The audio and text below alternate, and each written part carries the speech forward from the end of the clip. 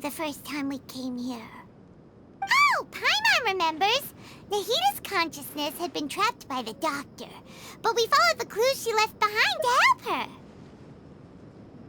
So much time has already passed since then, and it seems Sumeru's changing for the better now that Nahita's in charge, right? Paimon just hopes this peace will last a long time, and then Nahita won't have any more new problems to deal with. Yeah, guess you're right. We somehow always find ourselves right in the thick of it. Who knows what will happen next? Come to think of it, maybe it's all because of you. Maybe you're just a magnet for trouble. Huh? Me? Before Paimon ran into you, Paimon never ran into any trouble. At most, when she was super tired, Paimon got caught in some strange whirlpool and sucked out into sea. And even then, you fished Paimon out! Anyway, for Nahita's sake, maybe we should think about heading to our next destination for now. Ah, look who it is. Running into you in a place like this? I can see you two still love wandering around. Oh, it's Dia! Since when are we just wandering around? We're usually taking care of some serious business. Even though it may have nothing to do with our journey. But never mind that. What brings you here? I just finished a commission in the desert for a usual client of mine. Nothing too interesting. Just escorting a shipment of goods. I'm on my way to report back. That's when I saw you two all the way over there, chatting away. What were you two talking about anyway? Huh? You serious? Can't say I saw that coming. But you are travelers after all. I guess you'd never stay for too long in one place. Bumping into you like this will become a rarity. I'm starting to feel sad just thinking about it. Hey, how about I gather a few mercs to escort you two? What do you say? Thanks, but no need. Oh, Paimon had no clue you'd miss us so much. But don't worry, we'll come back to see everyone when we get a chance. Sounds good. All you need to do to get to Fontaine is cross this stretch of desert and navigate some waterways. Knowing you two, I'm sure it won't be anything you can't handle. So, when are you leaving? Oh, wait a sec. Paimon just remembered there are still a few dishes in Sumeru that Paimon hasn't tried yet. Now, where's that list Paimon made?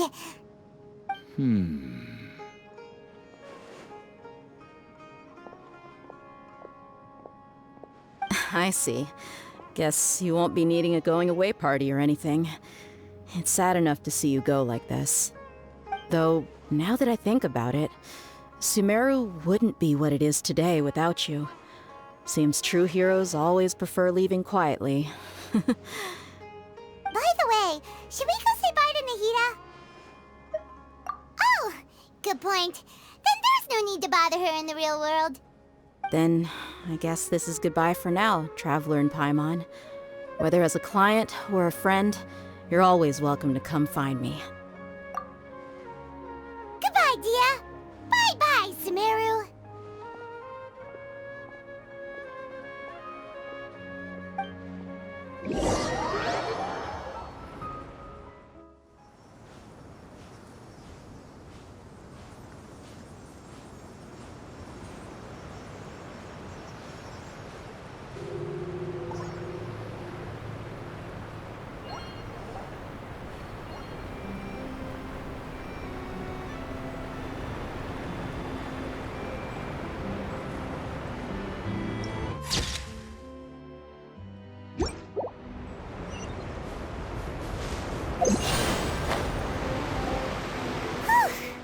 After crossing all that sand and water, we finally made it! Oh, this must be Fontaine's port! Wow! Everything looks so advanced in Fontaine! Paimon's heard that the industry here is extremely developed, and there are all kinds of unusual machines! Just seeing the sights as a tourist is nice, but maybe it would be better if we found something to do! What do you think? Good idea! Nahita gave us loads of useful information. Seeking out the Seven is probably still our best source for information at this point. Yeah, the more we can learn, the better. So, what do you think the Hydro Archon's like? Will we get along? Nahida said that she has a very unique personality, whatever that means. To learn about a nation's god, start with the nation's people. There seems to be some locals talking over there. Let's go see if we can join the party.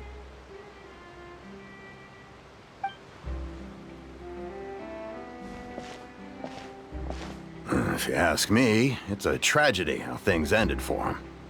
Clearly, he was a pretty decent person. Yeah, I didn't expect that kind of ending for him.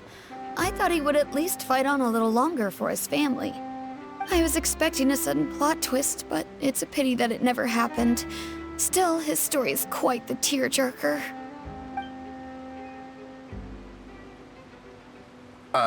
Excuse me. Can I help you two? I couldn't help but notice you standing here listening. Hi. We're travelers new to Fontaine, and we had something we wanted to ask, but you seem to be really busy talking about some kind of play, so we didn't want to interrupt. Play? Oh, no. We're talking about something that really happened. In fact, it's a case that was just heard a few days ago. Really? Like, a real trial? But the way you were talking about it and the words you used just now made it sound like some kind of story. Well, good tales are often based on true stories, aren't they? And what you see in reality may also be someone deliberately putting on an act while harboring ulterior motives. Whether something is true or not simply isn't that important. The main thing is whether the story being acted out on the stage is splendid enough. Oh, but it looks like you're not from around here. You probably don't know that the Fontaine Court of Justice is called the Opera Epilogue, or more commonly known as just the Opera House. But, shouldn't court cases be treated a little more seriously than that? Not to question Fontaine's way of doing things. It's just that putting someone on trial is usually a very serious thing. No worries. Other visitors to Fontaine have wondered the same thing. You could say that we just don't want to waste the moving stories behind those cases. And as for your worries about whether the cases are treated with due reverence, we have the absolutely just and honorable Chief Justice Neuvillette, as well as the Oratrice Mécanique d'Analyse Cardinal, a machine created by the Archon. Between the machine and the Chief Justice, false charges and injustice are a thing of the past now. Oratrice? Is it some kind of machine, too? Oh, Paimon's curious. We should check it out if we get the chance. Wait, Paimon almost forgot to ask you our question. Do you know what we should do if we want to meet the Hydro Archon? Oh, that's easy. Just go to the Opera House.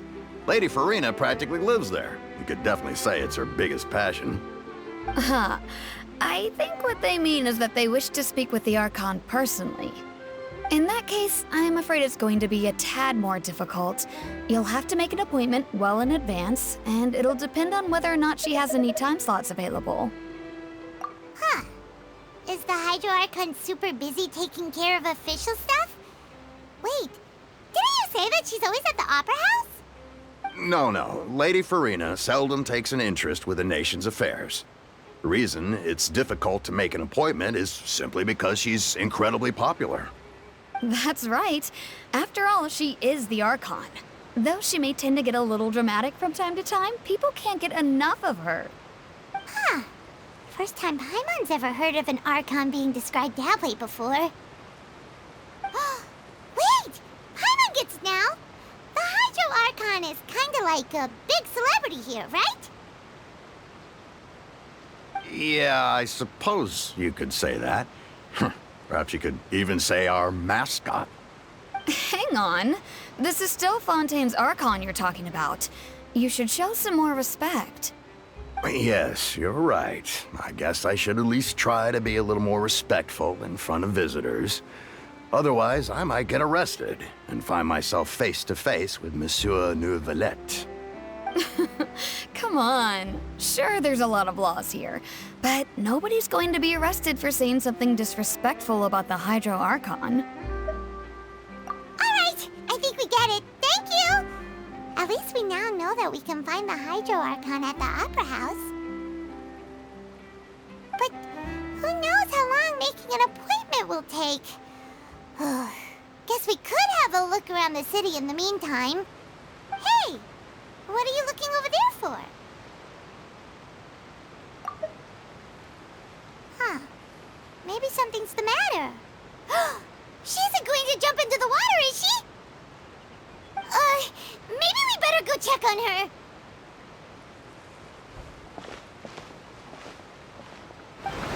Hey, how about we get some tickets to the next trial? I think we'd better wait and see what kind of case it is first.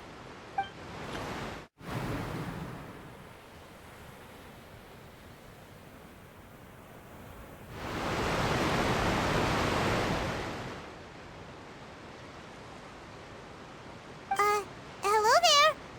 Excuse me. Are you alright? Huh? I'm fine. Thanks. Oh, okay then. We just noticed that you seem to be worried about something. About many things, actually. But there's nothing I can do but just keep my troubles to myself. I was just reminiscing about a place my brother and I would play when we were kids. It was just atop that hill over there. See? You're pointing at the sea. Wait, are you saying that you and your brother lived in the water? No, people call the waters around Fontaine a sea. It's actually just an inland lake that's filled with fresh water. And no, I can still see that hill clearly in my memories. Now, it's been completely submerged. He would skip and jump, tossing sand in the wind. The sun shone brightly, and the air was filled with the scent of the sea. But now, the water is gradually swallowing our memories. It won't be long before it swallows us. Sorry. Paimon doesn't really get what you mean. I don't believe we've had the pleasure of meeting. Are you Lynette's new friends? Oh, and you are? Thanks for looking after my sister. She often comes here to reminisce about our childhood, that's all. There's no need for any concern. Allow me to introduce myself. I'm Linny, and this is my sister Lynette. If I had to guess, I'd say you must be travelers from abroad. Nice to meet you. Paimon is Paimon, and this is the Traveler. We just arrived in Fontaine. We were just talking with your sister. Even though we didn't really get what she was saying. I see. It's unusual for Lynette to be so willing to talk with anyone. In fact, she seldom speaks at all. I'm usually the only one she ever talks to. Oh, really? Then you two are just like us. Paimon's always the one talking for some reason.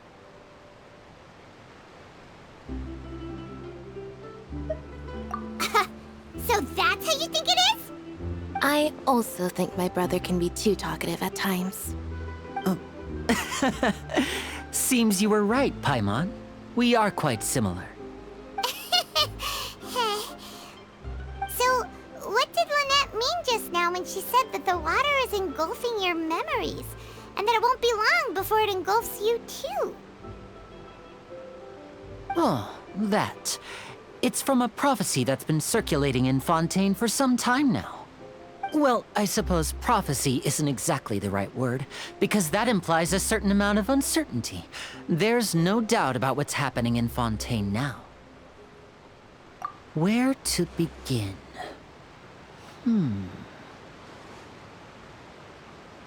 Let's put that question on hold for a moment. We still haven't formally greeted each other yet, have we? Did all the introductions earlier not count? Hello, traveler.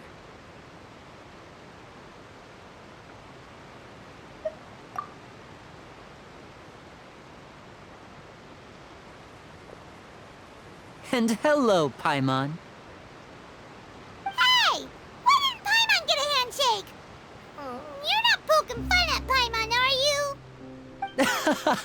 Please, don't take offense. Just consider it a sort of etiquette we have here in Fontaine when making new friends. You should remember it. It might prove useful.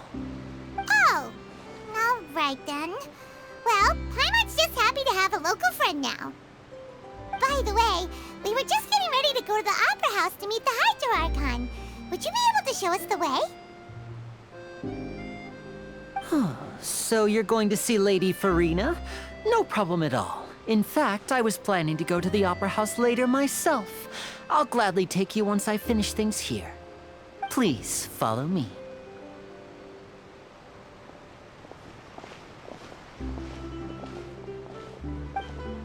Let the magic begin!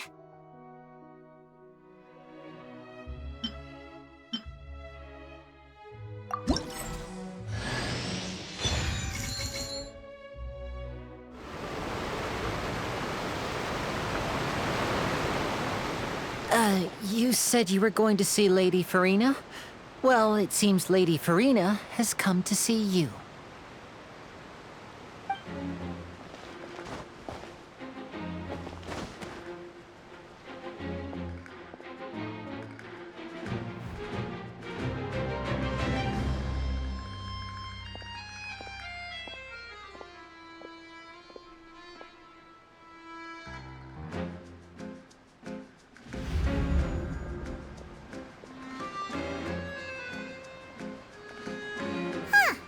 So, she's the Hydro Archon? But how did she know we were looking for her? My dear people, rich and poor, those with cup in hand and those with nothing at all, raise your glasses in celebration! If you don't have one, then just raise your hand in lieu.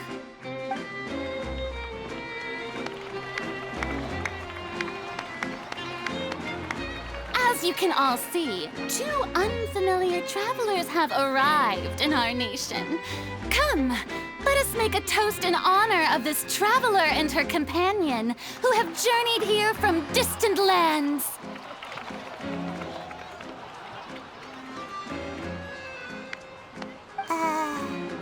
Is she talking about us?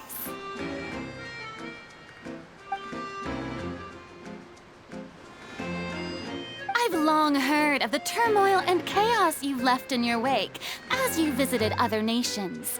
But I welcome you nevertheless. No, I have come to receive you personally. Fear is for insignificant cowards.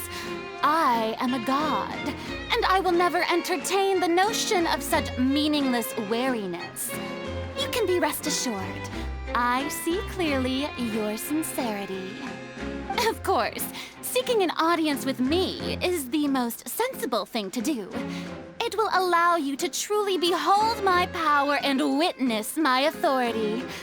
Intelligent people always gather under the correct banner. I, Focalor, hereby welcome you to the nation of Hydro and acknowledge the value and significance of your trip. Now, you may rejoice in this.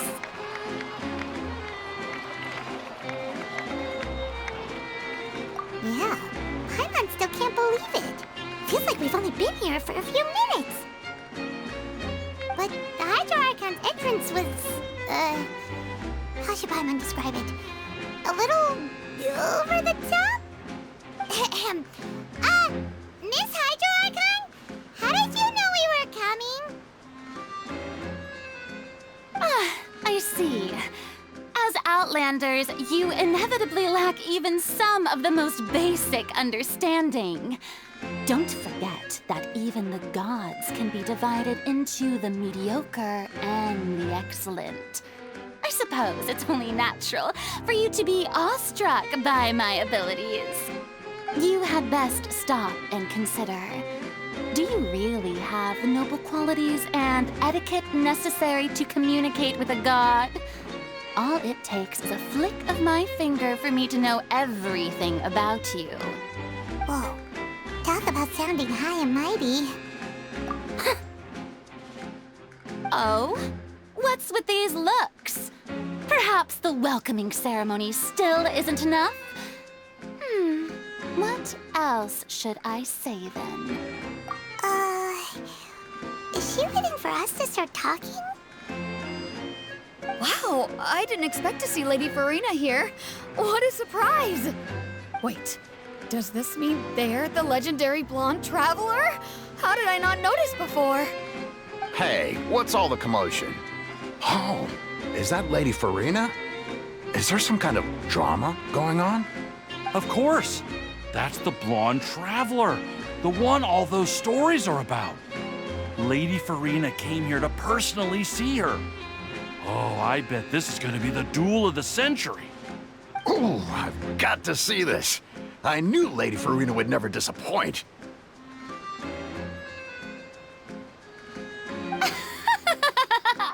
Yes, but don't get too excited now. My dear believers and spectators alike tend to get quite rowdy. And despite the noise, I've come to tolerate all their ruckus.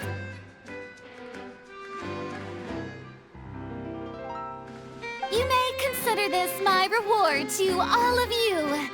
I have determined that there will be an epic duel between myself and this traveler from another land, just as you were hoping to see.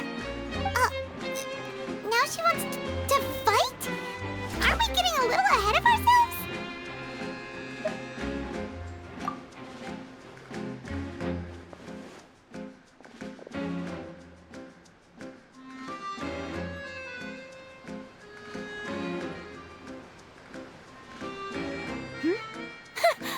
Are you not afraid? Might I remind you that this is a duel against the divine? What are you trying to do, traveler?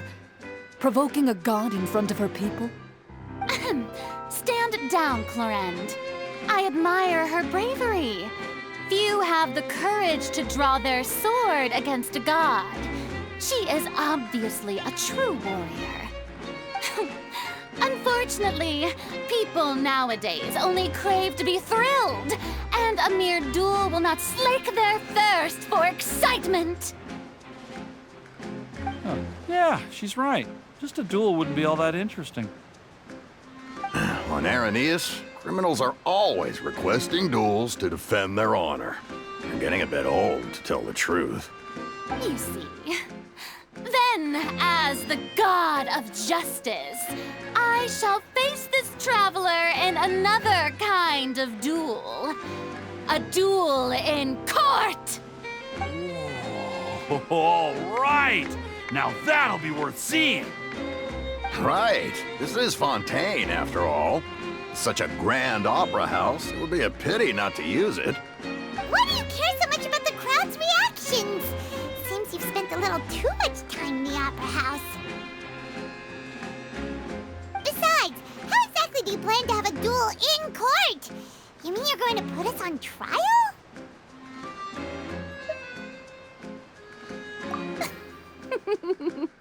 Oh, we have reason to put you on trial. It's obvious, isn't it? According to Fontaine law, no one is permitted to release any flying objects within Fontaine city limits during the first 3 days of each month. You are clearly guilty of violating this law, no?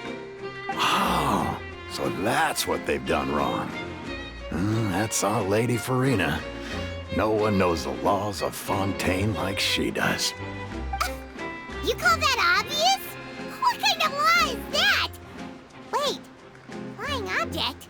You mean Paimon? Precisely!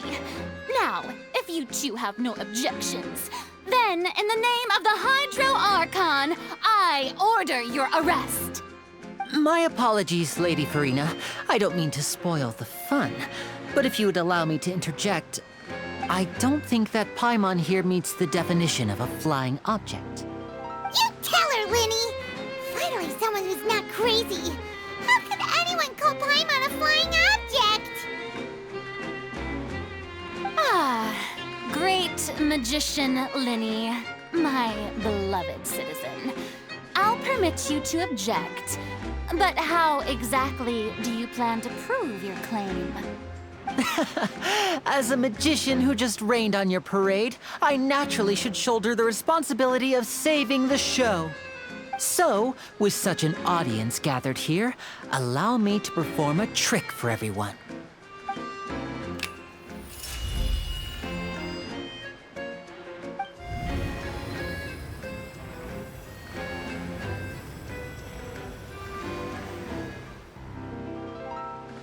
Ta-da!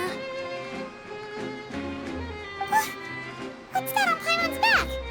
Hey, when did you do that?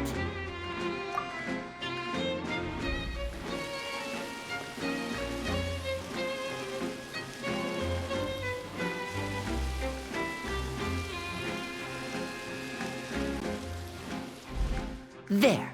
As you can all clearly see, Paimon should be classified as, well, something like a balloon. This rope has been in the Traveler's hand all along. It was just that no one could see it before. Huh? You call that magic? You've got to be joking. I thought it was pretty good. Nice one. Huh. I'm not sure what to think. It seems Lady Farina's charges no longer hold water.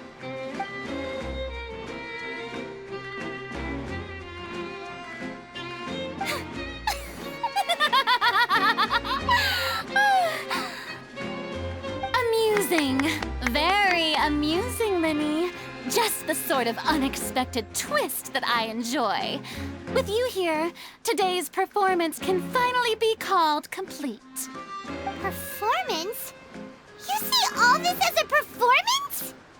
In which case, consider the matter of your trial resolved. The god of justice will not bring charges against an innocent person. But when there are valid grounds, I will not only judge travelers from abroad, but even the gods of other lands. I look forward to seeing your upcoming performance at the Opera House, Mr. Linny and Miss Lynette. That's enough for now. Toodaloo!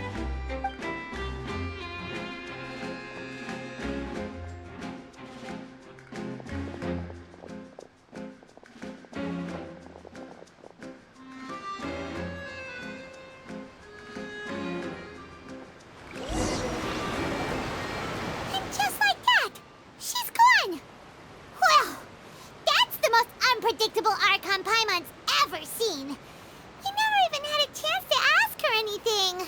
But that's a problem for future Paimon. That whole scene just now was really... Don't mention it. I just happened to remember that there was such a law, so I did a little preparation, just in case. I didn't think it would actually come in handy. So, now do you see what kind of god Lady Farina is? She can be a bit confusing at times, but she is still amenable to reason. Anyway, Paimon had no idea you were a magician, Linny. It sounded like you'll be performing at the Opera House, right? I just know a few simple tricks I use to make a living. Lynette is my assistant. It will actually be my first time performing on the most prestigious stage in Fontaine, the Opera House. But isn't the Opera House where criminal trials are held in Fontaine? When there are no public trials being held, the Opera House hosts a variety of other performances. To the people of Fontaine, the line between a trial and a performance can be a little blurred. And speaking of performances, I would be remiss to forego this opportunity gifted by fate. Might I invite the two of you to see my performance? My brother's always excited to make new friends. Oh, sure. We don't really have anything to do now, and we wanted to go to the Opera House anyway. Splendid. In that case, why don't we go together? I'll show you the way. I just have something to take care of first. Oh, you really mean it? Then I'll take you up on your offer. This is a magical item known as a magic pocket. Perhaps you can help me distribute them to the people here. Huh? What are they going to use it for? About that... You asked me before about the prophecy, right? Let me start by telling you a little more about what it entails. I'm not sure exactly when it began, but a prophecy has been circulating around Fontaine. It says that every person in Fontaine is born with sin. No matter how the Nation of Justice holds trial after trial, this sin cannot be absolved. Until one day, the water levels in Fontaine will rise, and the sinful people will slowly be drowned. In the end, the people will all be dissolved into the waters, and only the Hydro Archon will remain, weeping on her throne. Only then will the sins of the people of Fontaine be washed away. That sounds pretty gloomy. Why are people in Fontaine born with sin? What is that supposed to mean? There are lots of guesses. Some say that the ancestors of Fontaine stole the power of the seas and stirred its wrath. Others say that the people of Fontaine never heeded the first Hydro Archon's warnings and offended Celestia. But here in Fontaine, evidence is what matters. There hasn't been concrete evidence for any of these claims, so they can only be regarded as conjecture. If even the people in Fontaine don't know what sin they committed, wouldn't it be better just to ignore the prophecy completely? Why bother feeling guilty all the time? That's exactly what the people did at first. But in the last few years, the water levels in Fontaine have actually started rising. Many places have already been completely submerged, and now lie beneath the sea. Many people carry on with their lives as before and shrug it off as a natural phenomenon. But my family and I think that the people of Fontaine shouldn't ignore the possibility, which would end up sentencing them to death. We hope that at least the people who reside near the waterfront can move away before it's too late. So, we've started distributing magic pockets to them. As a magical item, these magic pockets have astonishing capacity. I'm sure they will come in handy when people are moving their belongings. Oh, Paimon gets it! It's like preparing for a rainy day! But this is more than a bit of rain.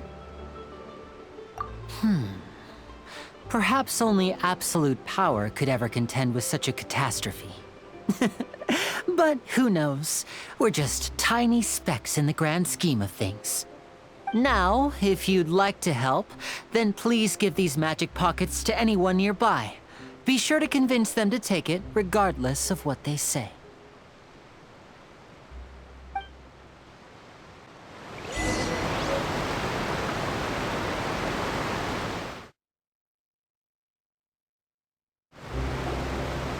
So you're the blonde traveler that everyone's been talking about.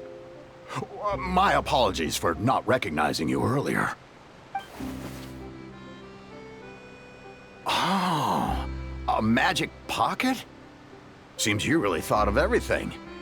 I guess it's better to prepare for the worst and hope for the best. Thanks. Please, also thank the magician on my behalf when you get the chance. But where would I move to? Snezhnaya? Liyue? What's this? So you also believe in the prophecy. Keep it. I won't have any use for it. What? You mean you don't believe in the prophecy? No, I believe in the prophecy. But I also believe in another story. The story says that people once lived in the ocean. They were one with the ocean and couldn't live apart from it. But as time wore on, people desired to live on land and developed blood vessels, encapsulating the sea within their bodies. Thus could people set foot on land. So, if you ask me, when the water rises and takes us all, it'll be like we're going home. Oh, we hadn't heard that one before. But people can't live underwater. They'll die. You should probably still take it. All right, I'll take it. I guess I just feel that being dissolved into the water doesn't necessarily mean death. I don't want that thing. Way I see it, if the prophecy's true, it's still gonna be a long time before the water can cover everything. Life is all about living in the moment. What use is there in worrying about the future all the time? We'll cross that bridge when we get to it. You should still take it. You never know when it'll come in handy. Oh, all right, fine. Thanks. It's just that if I start moving, that means I've already given up on the life I have now. I'd really rather not. I really can't imagine what it would be like if things changed. Oh? You already handed out all of the magic pockets? That was fast. So, what did people have to say? I bet you heard some, interesting opinions. Yes, but that will change once disaster strikes. I know they'll change their minds, so it's only right to help them prepare. Is there anything else you need to do before we leave? Yes, one last thing. I have the magic pockets made by a workshop in the court of Fontaine. Since we're out and about, I was thinking about bringing him some more materials. So, you want to collect materials? Just tell us what the materials look like and we'll help. Many hands make light work. Oh, that would be much appreciated. We'll need some Romaritime flowers. I remember seeing them near the waterfront on the east side of the harbor. It seems we have to use Hydro to collect Romaritime flowers.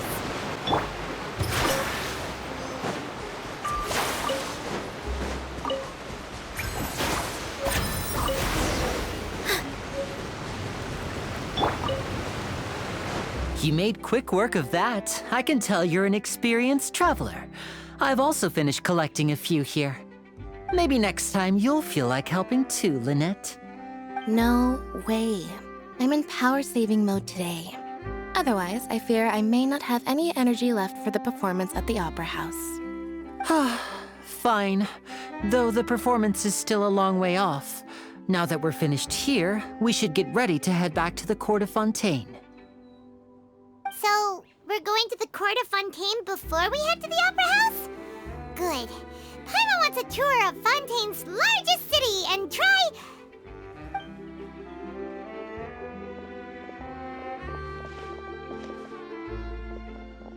Wait, shh. Have you noticed that person over there? The young girl. Huh? What's wrong with her? Paimon didn't notice anything. She's obviously a thief. Magicians and thieves practice similar methods. We divert attention, and a distracted audience is one that won't discover what you're really doing. Watch her movements carefully.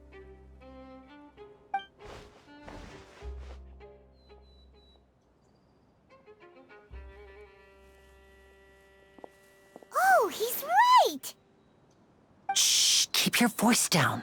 We need to think of a way to catch her, but it seems she's very alert. Perhaps we should split up. You two can ride the lift over there and wait up top. I bet that'll be her escape route if she tries to run. All right, let's go.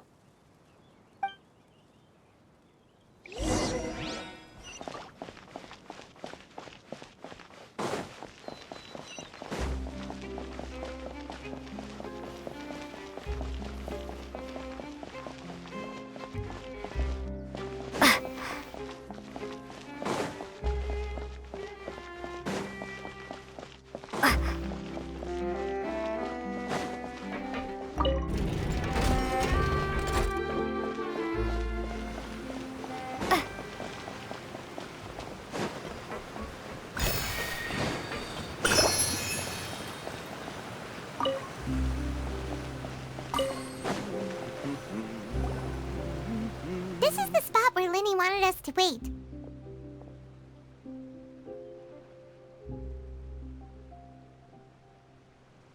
Oh, look!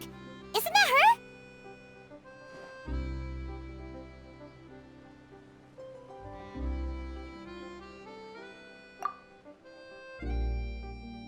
Oh no! Did she notice us? She started running the other direction! What's What should we do? Should we chase her? You're right. She might also be trying to lure us away.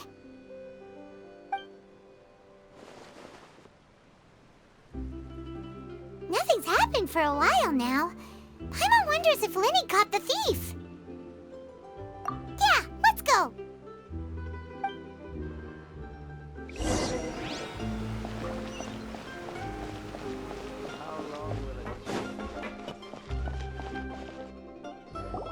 Are you sure that's all she took? You should check to make sure you're not missing anything else. No, that was all. Oh, I can't thank you enough. I didn't notice a thing earlier. Anyway, I should be going now. Thanks again. Oh, were you returning what the thief had stolen? That's right. Pity I wasn't able to catch her. She distracted me by dropping the thing she stole on the ground. By the time I looked back, she was already gone. I saw the general direction she went, but Lyney twisted his ankle, and I needed to make sure he was okay. Oh, did you get hurt, Lyney? I'll be all right. It's just a twisted ankle, that's all. In fact, it's feeling better already. If you want to play at being a hero, at least try not to get hurt doing it.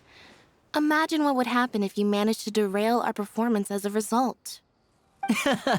You're right. Sorry, Lynette. I have to admit that the thief was even more skilled than I had anticipated. But at least we were able to get the stolen items back, so it wasn't a complete failure. What a slippery little thief. Guess things turned out all right in the end, though. Lyney's initiative paid off! All right, let's put this little detour behind us.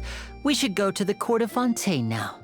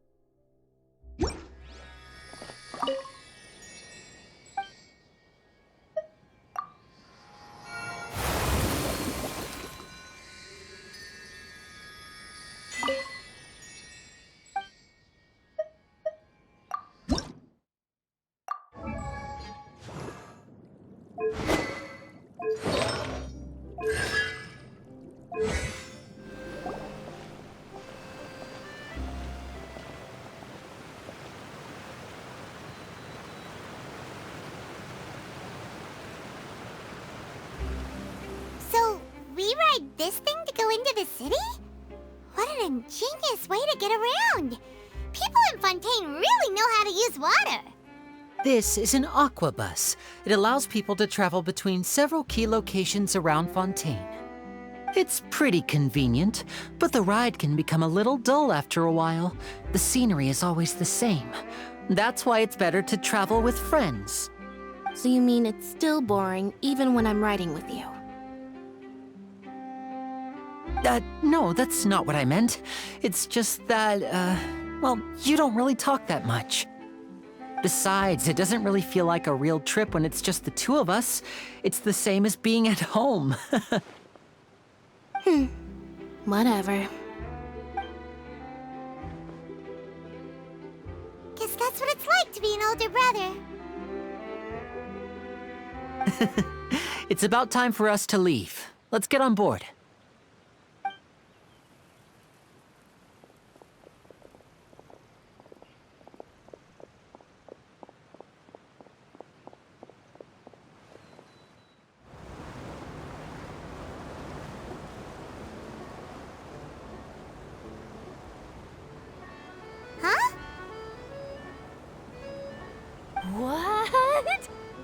Traveler!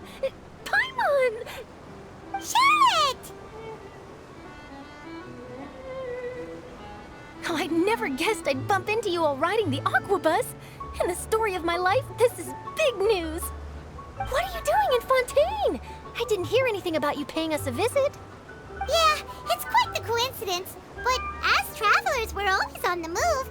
It's not surprising that nobody knew we were coming. Though we still have no idea how the Hydro Archon knew about us. Oh, let Paimon introduce you to our new friends! Oh, no need for introductions, Paimon. I would recognize the great magician Linny and his assistant Lynette anywhere. I wouldn't be much of a reporter if I didn't know who they were. It's a pleasure to meet you. I'm Charlotte, a reporter for the Steambird. Nice to meet you. From the Steambird, huh? We've often relied on your paper to promote our performances. It's an honor to meet you. Now that everyone knows each other, Fontaine suddenly doesn't feel like such an unfamiliar place. So, what have you been up to lately, Charlotte? Any big news? Not too much. When there isn't any breaking news, I mainly cover the trials at the Opera House. You can still manage to keep readers' attention as long as you tell things from a clever enough angle, even if it's the same old topics. For example, reporting on how a scammer once deceived vulnerable girls into relationships, or how a financial criminal was once so poor that they ate a single piece of bread for 5 days. You're right. Seems you know me pretty well. What I'm really after is exclusive, sensational news pieces that could shake the country. These smaller stories are a waste of my talents. Oh, I just remembered. I've been following a case lately. Well, a series of cases, actually. You mean the serial disappearances of young women case? That's right! These stories are the talk of the town right now, and it's probably the most mysterious case we've ever seen. If I'm the first with the draft ready to publish when the case is finally cracked, and it's the headline story in the Steambird, oh, when that happens, I bet all the other reporters will shed tears of envy. I've already gathered all kinds of materials. I just can't wait for the truth to be revealed. So, what is the serial disappearances of young women case? You mean the culprit hasn't been found? That's right. The first missing girl case happened almost 20 years ago. And ever since, after a period of time, another girl disappears. What the cases have in common is that the girls are all of a similar age, and that they've all vanished without a trace. But the scariest part is that to this day, none of the girls have ever been found. Many suspects have been arrested over the years in connection with this case, but shortly after each arrest, another disappearance would always happen. Yes, it's possible. But either way, I believe that every case has some precise truth behind it, waiting to be exposed. Yes, I agree. And at the very least, the family of those missing girls deserves some sort of explanation. I just imagined for a second what I would do if Lynette were to suddenly disappear. I'd pay any price to get her back, and then find a way to track down the culprit. Please don't imagine that, Linny.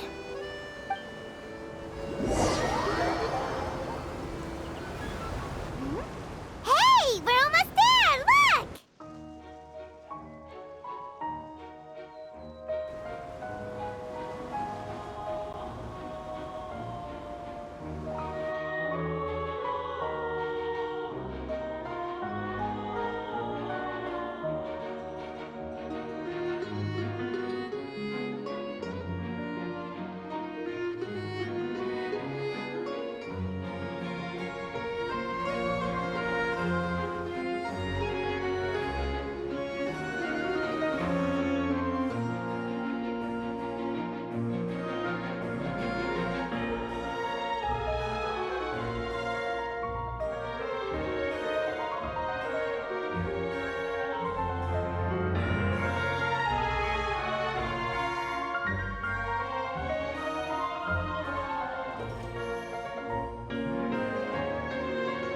Well, I really enjoyed chatting with you. Life should be full of pleasant little surprises like this.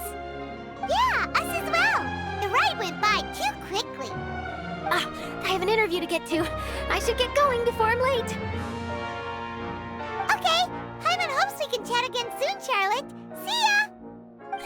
Bye now. Oh, be sure to stop by and see me at the Steambird when you have time. What a tough job. Always running around and interviewing everyone. Well, where should we go now? If you don't mind, how about we stop by my home first? Besides, I still have all the materials we collected.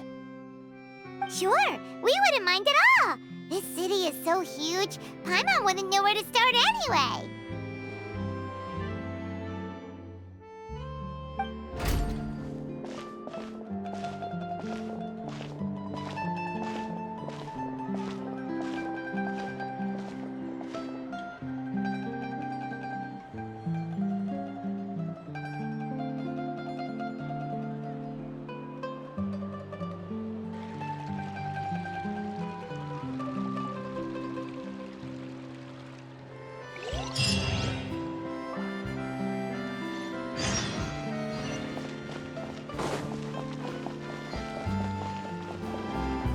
This is our current abode. Ah, Fremine, you're home. Where did everyone else go? I have some new friends that I would like to introduce. Oh, they all just went out a moment ago.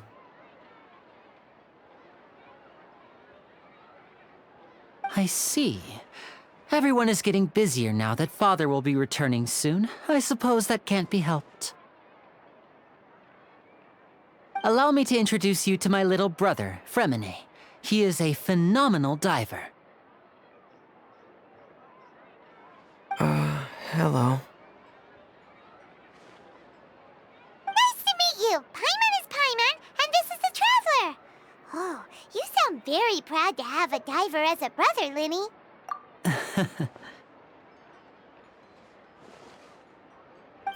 Linny, could you come here for a moment?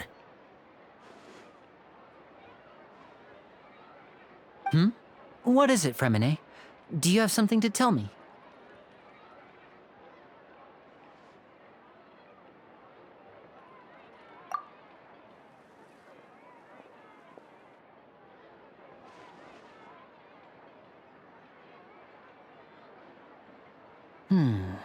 Okay, I see. Is everything all right? Oh, it's nothing. We were just discussing a little housework. Sorry for the interruption. Oh, before I forget, the Traveler and I collected more materials to make magic pockets. Were you able to get any, Fremine? Yes, I went diving and gathered lots of materials. I was about to give them to you. That's our Fremine, always quick with the underwater work. All right, I'll take these to the workshop.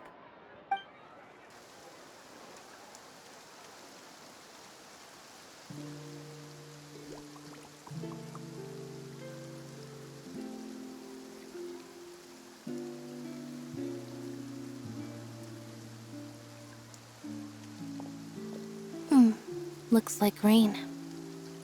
Oh, you're right. But wasn't it clear and sunny just a moment ago? Fontaine's weather sure is weird. I'm afraid that's just how it is here. It often rains on days where there are trials being held in the Opera House, but don't worry, it'll clear up soon enough. What's wrong, Fremine? There's a legend about the rain that I tend to believe. It's said that a dragon of water once resided in Fontaine. Though we don't know where the dragon went, every time it weeps, the skies will cloud up and pour out rain.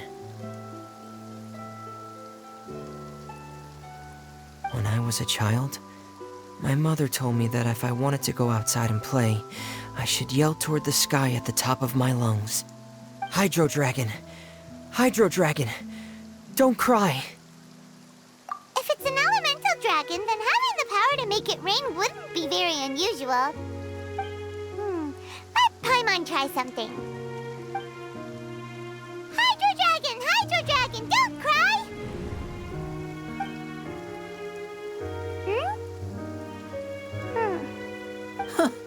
doesn't seem to be of any use. It is just a legend after all. You know, you might be a more popular magician if you understood the concept of romanticism. Or could at least play along. Sorry. It might be because we've never met the Hydro Dragon. Perhaps it can't be comforted by the words of strangers.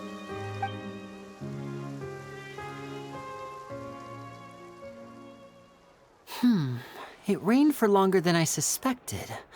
Oh, it's already getting late. Was there something you needed to do, Linny? Yeah, some preparations for the show at the Opera House. I need to find a way to catch the last aqua bus of the day. On the day of the performance, just ride the aqua bus to the island of Aeneas. I'll have Lynette meet you at the fountain in front of the Opera House. Oh, are you leaving now? What is it, Fremine? I'm in a hurry. Oh, I get it. You feel nervous delivering the materials for the magic pockets, is that it? Perhaps we could trouble the Traveler to help us take these materials to the Beaumont workshop and deliver them to the owner there? I'm afraid that Fremine can be quite introverted, and the boss there tends to be pretty talkative. Fremine has always been a little afraid of her. No trouble at all! Don't worry, we're on the case! Sorry for the inconvenience. I'm quite useless when it comes to such tasks. I'll think of a way to make it up to you. Oh, no need! This'll be a walk in the park for us! Thanks again, you two. I really can't deal with that lady. Hello? Is there anyone here? Oh, hello there. New customers? Looking to buy, or do you need something made? Or perhaps you're just looking for a chat with me. Oh no, we're just here to deliver some materials. Here they are. They're for making... what were they called again? Ah, these must be for magic pockets. I could tell right away. I've already made several orders worth now. No need. They've already prepaid several batches worth. When they told me what they'd be using them for, I even offered them a discount. But they insisted on paying the full amount, saying that I had a business to run. It seems both their hearts and their pockets are made of gold. Whoa. So, is Linny actually loaded? I can't say for sure, but who knows? Maybe there's good money to be made being a magician in Fontaine. Hey! Is this machine what you use to make stuff here? It looks really advanced. Why use your hands when a machine can do the work? It would be a waste not to use the latest technology, and wasting is a kind of crime. But where does a big machine like that get its power from? Well, it's a little complicated. I'm not sure I can put it in layman's terms for you. But basically, everything we usually use here in the city is powered by indemnitium. It's a type of energy that's produced from trials. Huh? How can trials produce energy? Well, I'm not completely sure of all the details myself, but basically, when a trial is in session, the Oratrice Mécanique d'Analyse Cardinale harvests people's belief in justice and converts it into energy to be used all around Fontaine. So that's what its other function is? Paimon heard that the Oratrice was created by the Archon to make judgments. But Paimon still doesn't get it. How could something unreliable like people's beliefs be turned into a stable power source for these machines? Oh, yeah!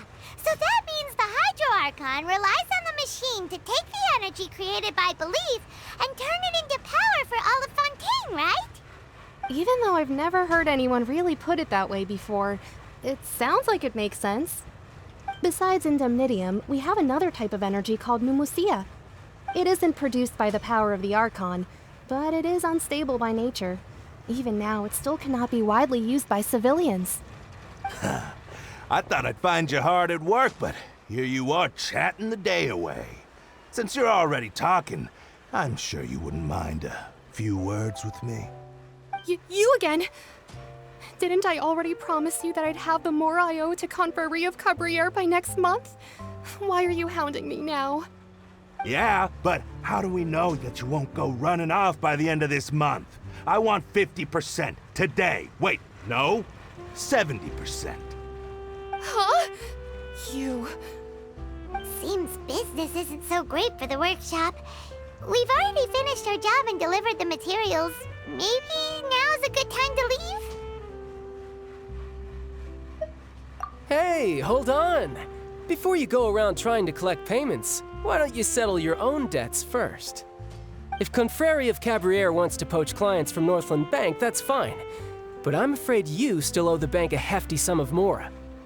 So why don't we work things out between us first, before you get back to your little conversation here? You're from Northland Bank. But we said we'll pay everything we owe next month. Why are you hounding me now? Traveler, Paimon! I didn't think I'd run into you here in Fontaine. What are the chances? We're surprised to see you too! What are you doing here in Fontaine? You didn't want to stay in Snezhnaya? Long story short, I've already been in Fontaine for some time now, and honestly, things have been pretty boring.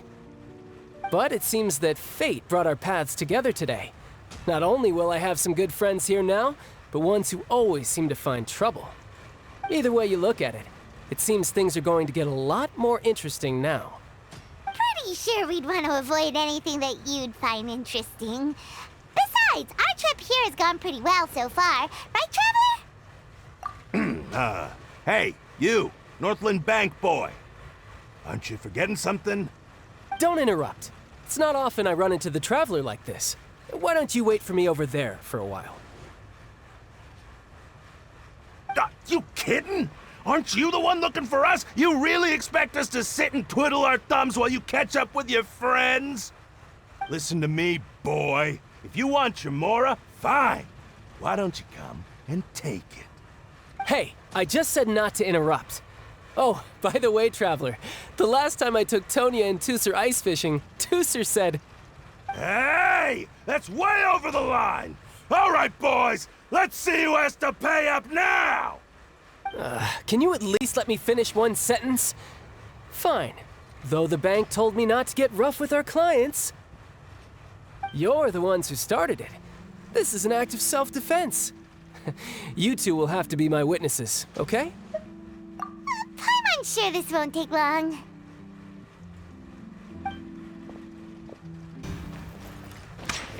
Ha! Brace yourself! This is gonna hurt! What's your deal, Brad? How are you so strong if you're just a staffer from Snezhnaya's Northland Bank? Wait, don't tell me you're... Oh, now you notice. It's a little late, don't you think?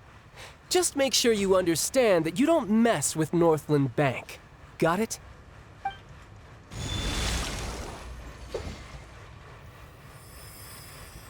Huh? Now's my chance!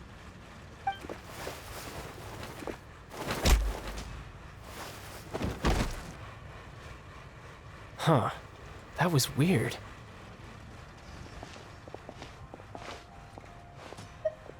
I'm not sure. It's as if I suddenly lost control of my hydro powers when I needed them. Maybe there's something wrong with my vision? Strange. How could that happen? First time Paimon's ever heard of someone losing control of their vision. Never mind. It doesn't matter. If I want to stay sharp, I shouldn't be relying too much on my vision anyway. Besides, I always have my delusion in case I need it. So what are you doing in Fontaine, child? I don't see it's work for Northland Bank. Well, I guess it's because I've been in a bad mood lately. Huh? What kind of reason is that? Wait, since when do you feel down about anything? I don't know. Maybe I still have a lot to learn about myself. But recently, there seems to be some sort of restless power stirring inside of me. And I don't know why, but every now and then I feel like I'm in a terrible mood. Maybe you losing control of your vision just now is connected with that power you're feeling inside. That is a possibility. I can't remember if I ever mentioned it before, but when I was 14, I fell into some unknown abyss. It was during that time I learned nearly all of my abilities. The one who took me under her wing and taught me was named Skirk. She was always quiet and very mysterious. Nobody knew where she came from or what she had been through, and she was always very strict when teaching me combat techniques. One time, I asked her why she was willing to take me on as an apprentice. From what I could make of her answer, it was because I had awakened it, and traces of it remained on me. She said that all my combat training would be useful in the future. But what is it? What did you awaken? She never explained that, but my guess is that it's related to a dream I saw when I had just fallen into that abyss. In my dream, I was in the deepest depths of the sea, and the boundless seabed was all around me. But in front of me appeared a whale that was so massive, I felt like I couldn't breathe. A whale? Oh, that sounds familiar! When we fought against you before, you summoned a huge whale that seemed to leap at us. Is that the one? That's just an abstract form of a whale that I create using my elemental powers. It takes that shape because the scene I dreamt of the whale has always been stuck in my mind. I'll never forget it. So you used the whale as inspiration for one of your moves? Huh. Seems a little twisted to Paimon. So why don't you just go ask your master? Maybe she knows the answer. You make it sound so easy. Ever since the incident I experienced there, I've never stopped searching for Master Skirk and that unknown abyss. But it's been years now, and I've still found nothing. There isn't even a trace of the place where I remember falling into the abyss. Oh, it sounds like some kind of ghost story. Yeah, I'm out of leads at this point, but there's nothing more I can do. It seems that strange encounters in this world tend to be elusive like that. Oh, seems the time really flies when I'm talking with you. I just remembered I have somewhere else I need to be, so I should get going. What? More work for the Northland Bank? No, it's more of a personal appointment. Lately, I've been sparring with some of Fontaine's official champion duelists whenever I'm feeling bored. Official champion duelists? You mean it's their job to duel? Yep. In Fontaine, before a criminal goes to court, they're given one chance to defend their honor by requesting a duel with an official champion duelist. The champion duelists are all-powerful fighters selected from among the nation's best, and the duel itself is a no-holds-barred fight with no specified stopping point. So engaging in such a duel is regarded as a symbol of defending your honor. If a criminal manages to win the duel, they'll be acquitted. But if they lose, they'll have no choice but to stand trial. And the worst-case scenario is that you're simply killed in the duel. Though it's rumored that Fontaine has a death penalty, from what I can tell, no one has ever been officially sentenced to death. So really, the only people who opt to duel are those who have suffered a grave injustice in being accused, or those who greatly value their honor. Otherwise, why gamble with your life? So, do many people actually get out of their trials by winning the duel? Apparently, it's exceedingly rare for anyone to actually win. Fontaine probably enacted this system as a way to show that the nation respects the honor of its citizens. Besides, none of the champion duelists are to be trifled with, which is exactly why I was itching to face them as soon as I got to Fontaine. Apparently, the one I'm meeting today, Clorinde, is the strongest of the champion duelists. I had been asking her for some time before she finally agreed to face me today. Well, that's child for ya. Paimon feels like we heard that name somewhere before. Clorinde. Huh. Oh, before I forget, I want you to have this. Huh? Your vision? You're seriously just giving it away?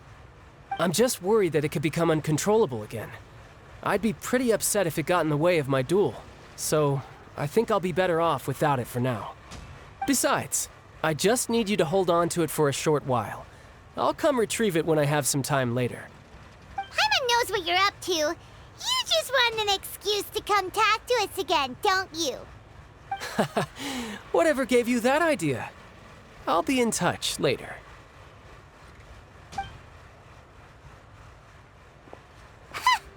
That sneaky guy. He said he's been feeling down lately, but he seemed the same as ever to Paimon. Well, since we don't have much to do for now, we might as well walk around and see the city before Lenny's performance. Wow! Who could have seen that coming?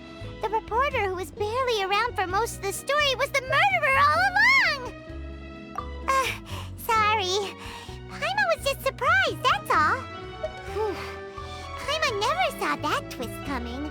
The murder mystery novels here are amazing! The whodunits here in Fontaine are a lot different than the light novels you see from Yai Publishing House. Both have their merits, but Paimon thinks this style of novels are more, well, novel. It's so exciting to reach the moment when the mystery is uncovered, especially in the one Paimon was just reading. You should buy a copy and read it too. Oh, sorry about that. Paimon will be more careful next time. Hey, shouldn't we be heading to the Opera House to see Lenny's performance soon? It's almost time for the show to start, so we should get going. Lenny said that the Opera House is on Aranias, so let's go ride the Aqua Bus!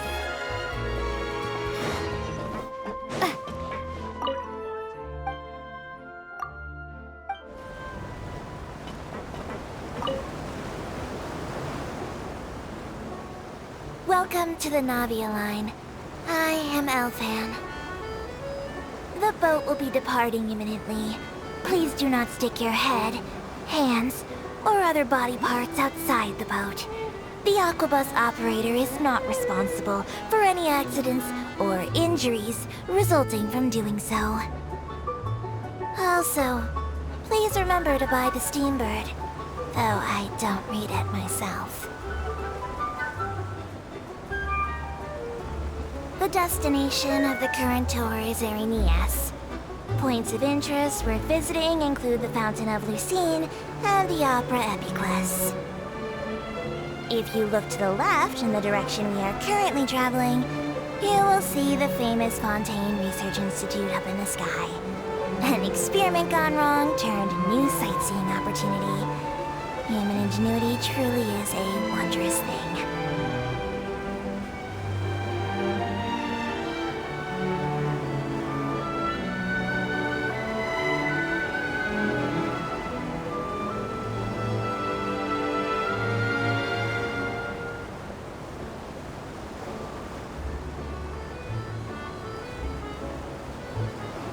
Approaching our final destination. Please be sure to bring all your personal belongings with you as you disembark.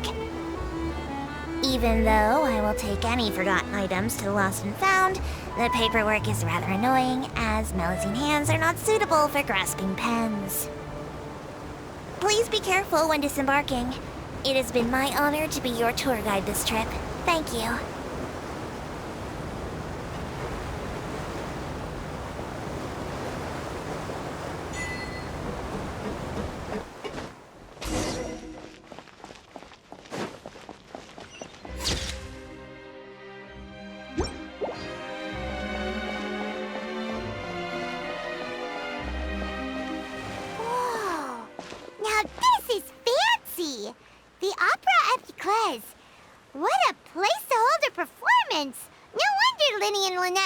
Forward to it. Huh. Looks like there's a lot of people standing around the fountain up ahead. Oh, Archon, please bless us with a bright and healthy child. We pray. I don't know why you always feel the need to ask so much. I'll be happy as long as our child is healthy and lives a peaceful life. I guess if they're our kid, then there's no doubt they'll turn out smart. Maybe this is one of the customs in Fontaine. There sure are a lot of couples here. Vache.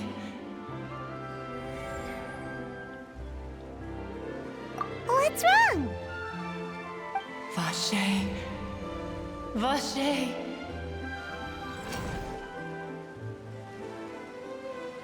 No, Paimon didn't say anything. Are you hearing things? Welcome to the Fountain of Lucine. All the water flowing through Fontaine converges here. It's customary for newlyweds to come here and wish for children. Ah! Lynette! You scared Paimon! When did you get here? Lenny asked me to wait here for you, remember? Right. What do you mean? There are a lot of people here right now. Hey, you're not trying to scare Paimon, are you? Besides, it's the middle of the day. It's not the time for eerie things. I see. I might be able to tell you something that could help explain the voice you heard. In fact, you might not be imagining things at all. I suspect that what you heard is a result of your hypersensitivity to the hydro element. Others in my family have had similar experiences. It's because of her sensitivity to the hydro element? But what would hearing a voice have to do with elemental power? When do you cry, Paimon? Wait, what? What does that have to do with anything? Just answer me. When do you cry?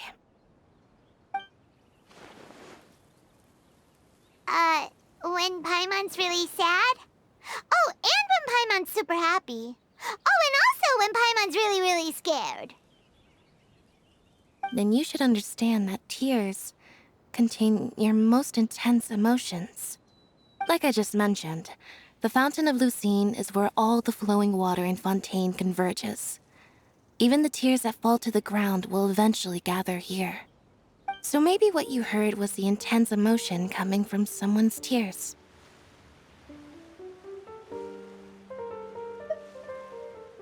So, what did the voice say? If you were hearing their emotions, then Paimon wonders what happened to them. Rather than worrying about them, we should worry about my brother first. Don't let that calm look of his fool you. He tends to get pretty nervous just before a performance. So chatting with Lenny might help him relax a little before he goes on stage. Oh, right. That makes sense. Let's go in and see Lenny.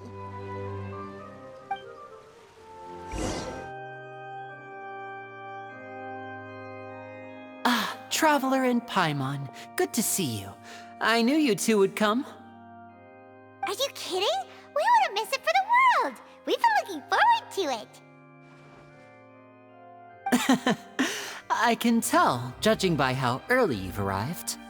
But you're actually right on time. The audience still hasn't started entering the venue yet, which means now is the perfect chance for us to take you to the best seats in the house. Wait just a moment, I'll fetch the tickets.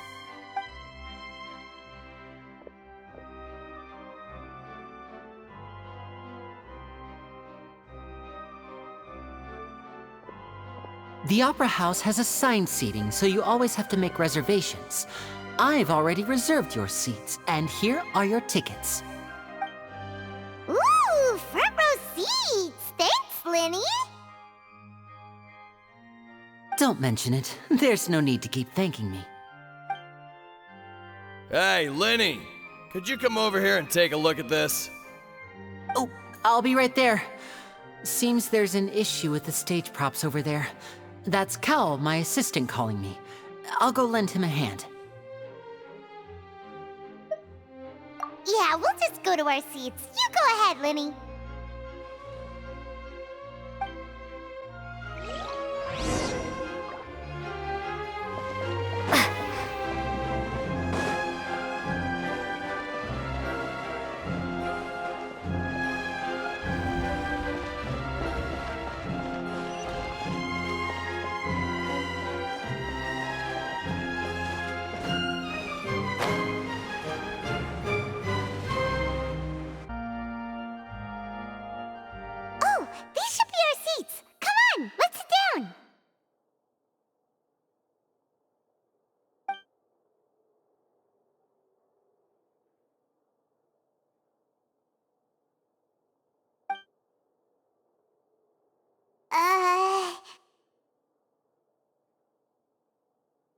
Hey,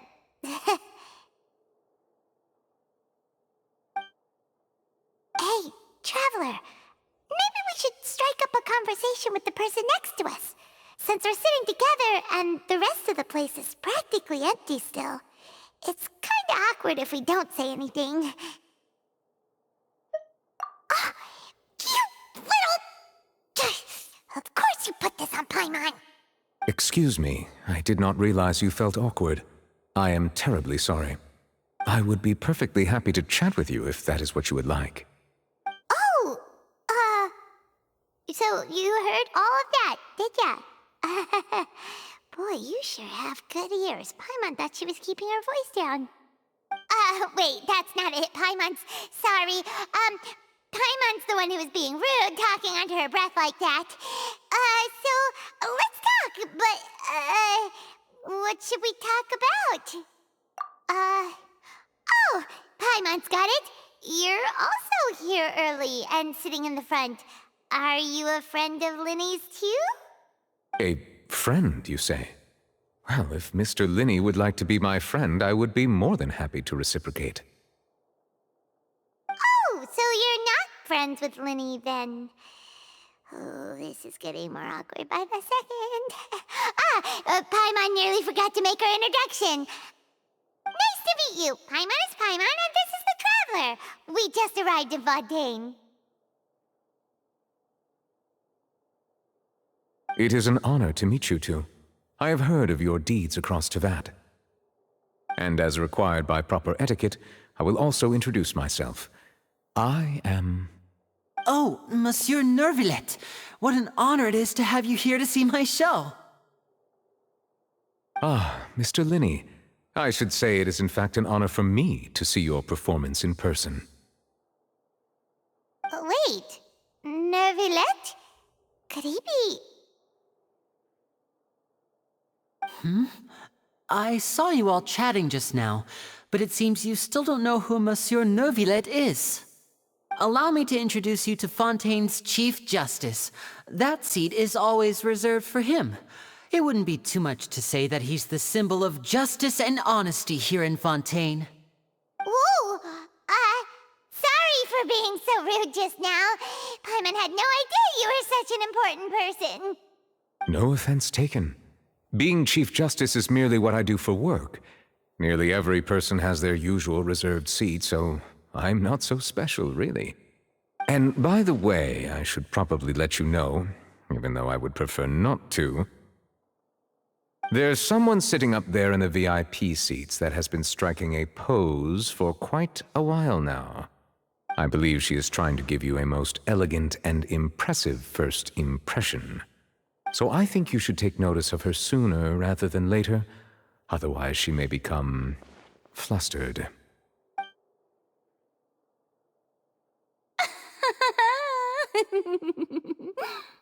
Huh? Oh, it's Farina, the Hydro Archon.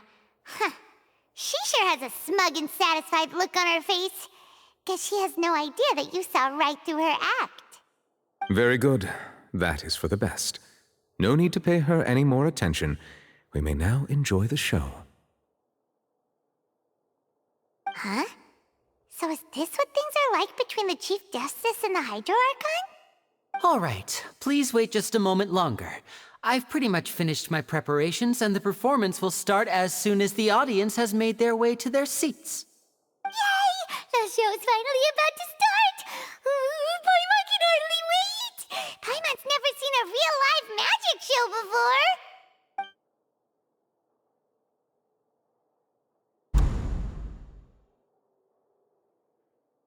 Oh! They're dimming the lights! The show must be starting!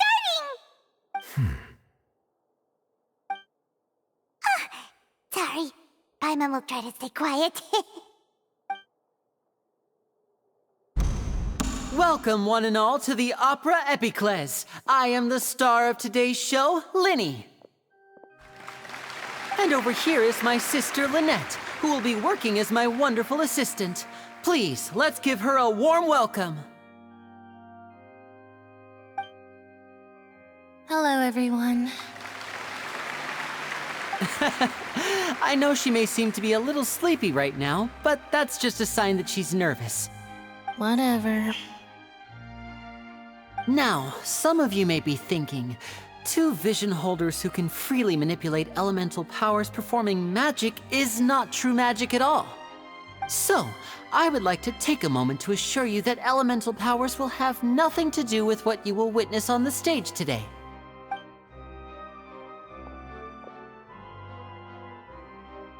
Both Lynette and myself have removed our visions for the show. That way, even the gods won't be able to help us. Oh, good point. That's what makes the show real magic. Now, without further ado, let the show begin. Lynette will now exit the stage to make some preparations. I know you might miss her, but don't worry. She'll be coming right back on stage momentarily. Perhaps in an unexpected way. I'm sure she'll be stealing the spotlight soon enough. Oh, and before I forget, there's one more thing I should say. You never know what can happen in the blink of an eye.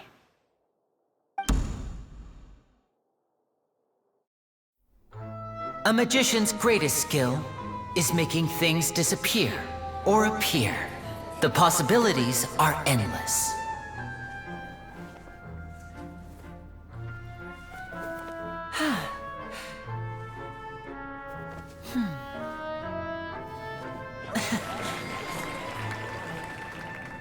Huh?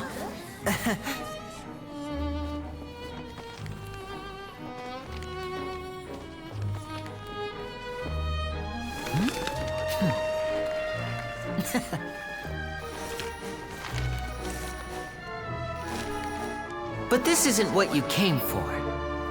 These little tricks, you've seen them all before. So it's time for something truly extraordinary, don't you think? This one's a little tricky.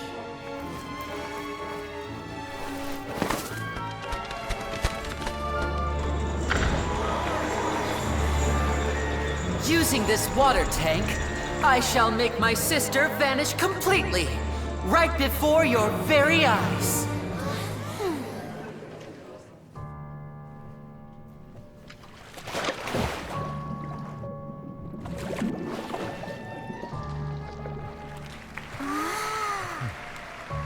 It's actually quite simple.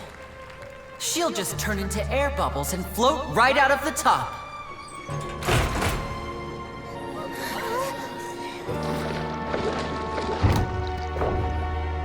Oh no! I told them to check all the props carefully.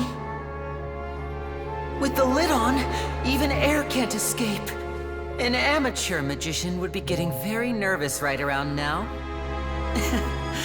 Luckily, it's me on stage, so let me show you what a true virtuoso can do.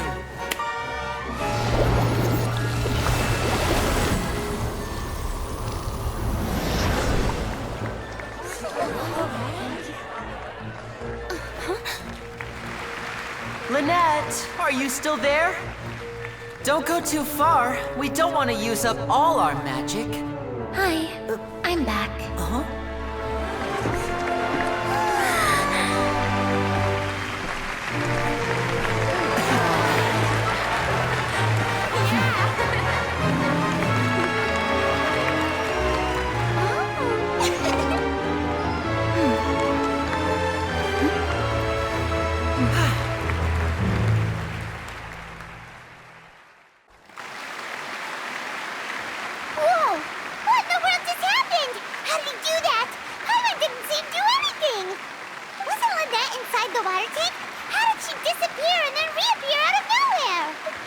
If we could see easily through his tricks, then that would mean that his skills are still lacking.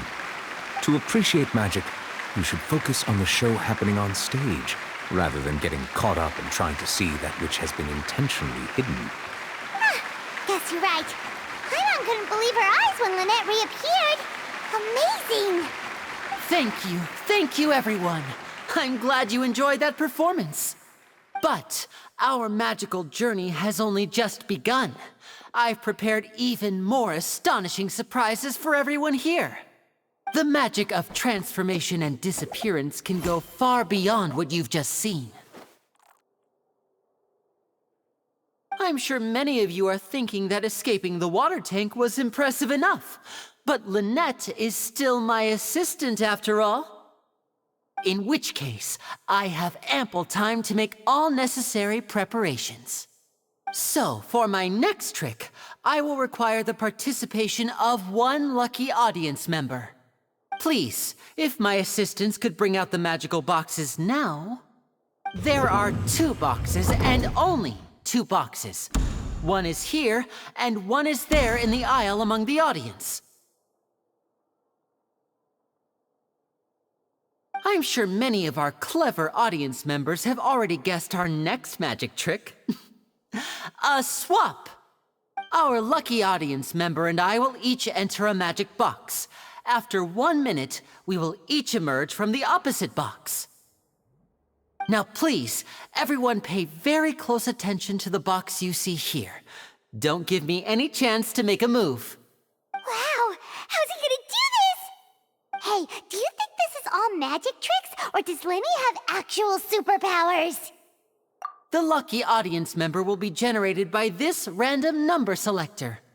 It selects numbers entirely at random. Even I don't know who will be chosen to participate. Now then, let's begin. Let me see. Oh, row 7, seat 3. Congratulations! You now have the chance to experience magic firsthand for an entire minute. Please, come forward. My assistant will take you beside the magic box. I'm sorry, it might be a little cramped inside, but no need to feel nervous. We've carefully arranged everything for you to be as comfortable as possible. You don't need to do anything, but no matter what strange things may happen, don't come out of the box. If the magic is interrupted, who knows where you might end up? You might even find yourself in the Fortress of Meropide. Oh, okay.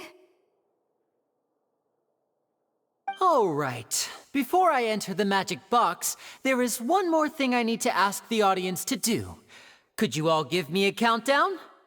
Like this. 60, 59, 58. Just keep counting down. You can go a little faster or slower if you like.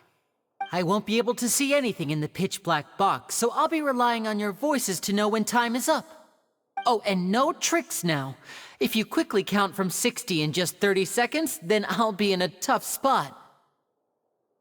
Ooh! Paimon kinda wants to count faster after hearing him say that! No, that won't do. I can see it in your eyes. You still can't be trusted. Let's practice together. Come on, repeat after me. 60, 59, 58. 60, 59, 58! That's right, perfect. Keep it going. All right, I'll see you all on the other side once you've finished counting.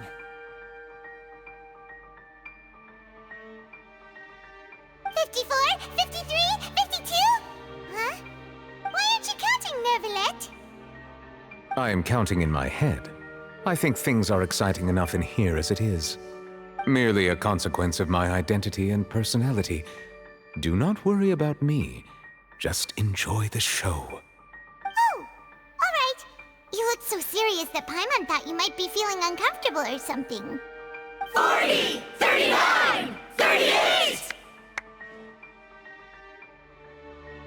Mr. Linney, are you all right in there? Is everything ready? Yes, I'm fine. I'm just double-checking the direction of the magic. It would be a disaster if we get sent to the wrong places. For example, mid-air right above the audience. Even though he's saying that, Lenny doesn't seem nervous at all.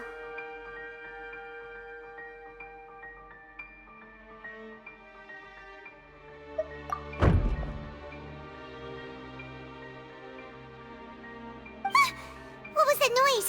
Did you hear it too? Not sure. Anyway, it doesn't seem like anyone's worried about it. 25, 24, 23! What's wrong, Mr. Linney? I can still hear you moving in there. I seem to have accidentally knocked over a decoration. I'm trying to fix it, but it's pitch black in here. I can't tell left from right. Never mind the decorations. There's no time for that. The show is what's important. No, that's unacceptable. I want my show to be perfect. Don't worry, we still have 20 seconds. Hear them counting? 19! 18! 17! It seems things aren't quite going as planned.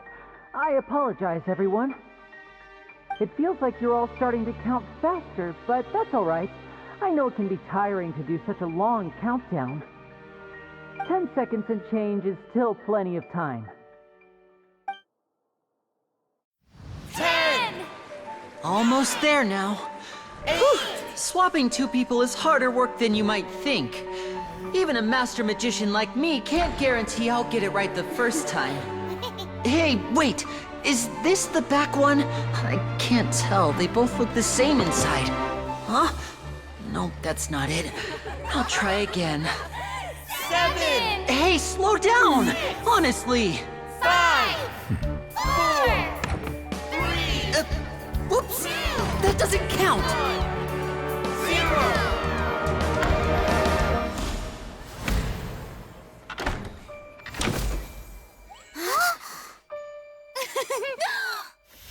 Ta-da!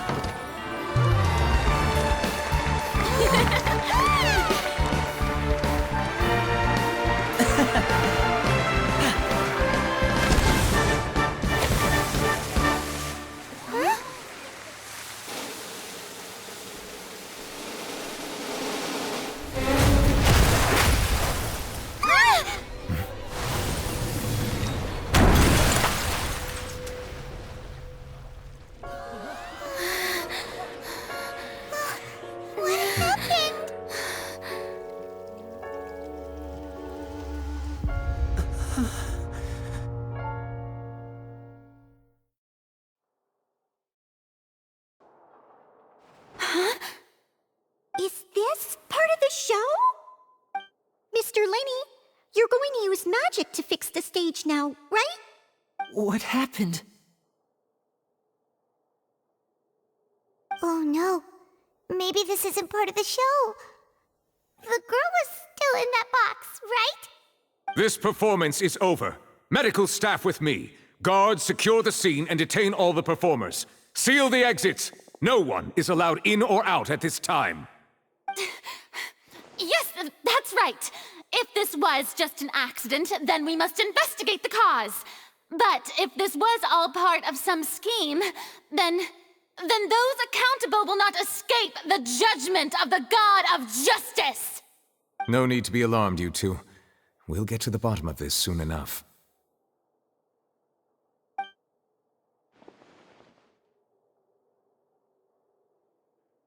Unfortunately, the person who is in the magic box has been pronounced dead. His name was Cowell, one of the assistants in Linny's magic troupe. Apparently, the fireworks on stage ignited the ropes that were suspending the water tank, which then caused the tank to fall onto the stage. As of now, we are still not sure why we found Cowell in the box, rather than the guest from the audience. And after an initial search of the area, the guards have confirmed that the girl is nowhere to be found. It appears that this incident was not merely some mishap with the performance. And there are many indications that it is connected with the case of the serial disappearances of young women. The serial disappearances case? That's the case that Charlotte mentioned before! I know the truth. I can see through the whole thing. Really, using such a shallow and obvious mystery as his finale. Did he really underestimate us that badly? I say that our powerful magician, Mr. Lenny, is now the prime suspect for the serial disappearances case. Huh? Why me? This whole thing was an accident. No, this all occurred during your magic show, did it not? The missing girl disappeared after being chosen, did she not? The deceased is one of your assistants, is he not? Now that I think about it, that whole speech about magicians making things disappear was nothing more than a provocation, a bald-faced challenge. That can't be right! How could Lenny do this? He was in the box on the stage the entire time! We can even hear his voice! Besides, before the show, he told us that he would like to catch the criminal behind the disappearances! He couldn't possibly mean catching himself! Save discussion for a later time, please. Lady Farina, may I assume that your comments just now constitute an accusation against Mr. Linney and his associates, and that you are pressing charges? Huh? I just think that he... Well, I think it might be a little early to talk about formally pressing charges. But what Lady Farina said just now makes perfect sense. Looks like she's gonna personally deliver justice. A kidnapping and murder carried out under the cover of a magic show. Lady Farina said it all. I mean, of course, my dear people.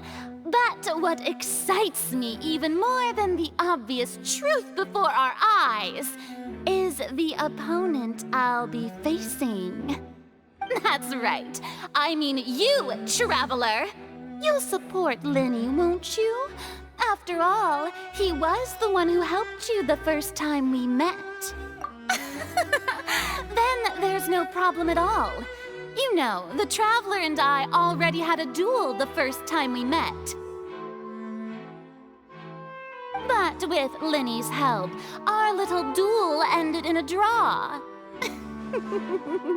But draws really are the most boring possible outcome. So, no more draws.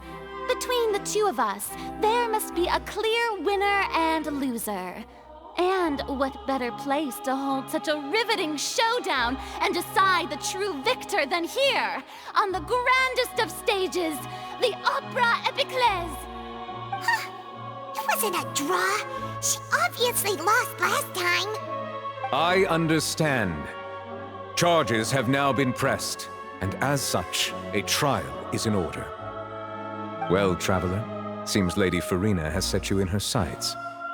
But putting her dramatic rhetoric aside for a moment, I would like to ask you, are you willing to act as Mr. Linney's attorney and defend him in this case? Very well. The trial will be held a day from now in the Opera House. Both sides may investigate the scene to build their cases and search for the truth.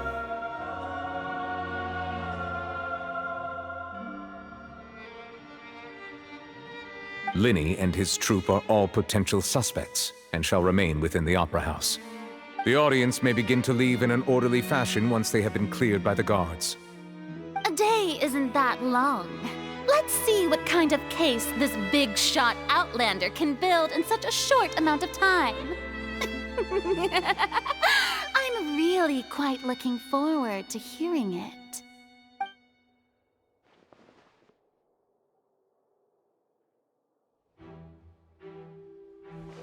Lenny!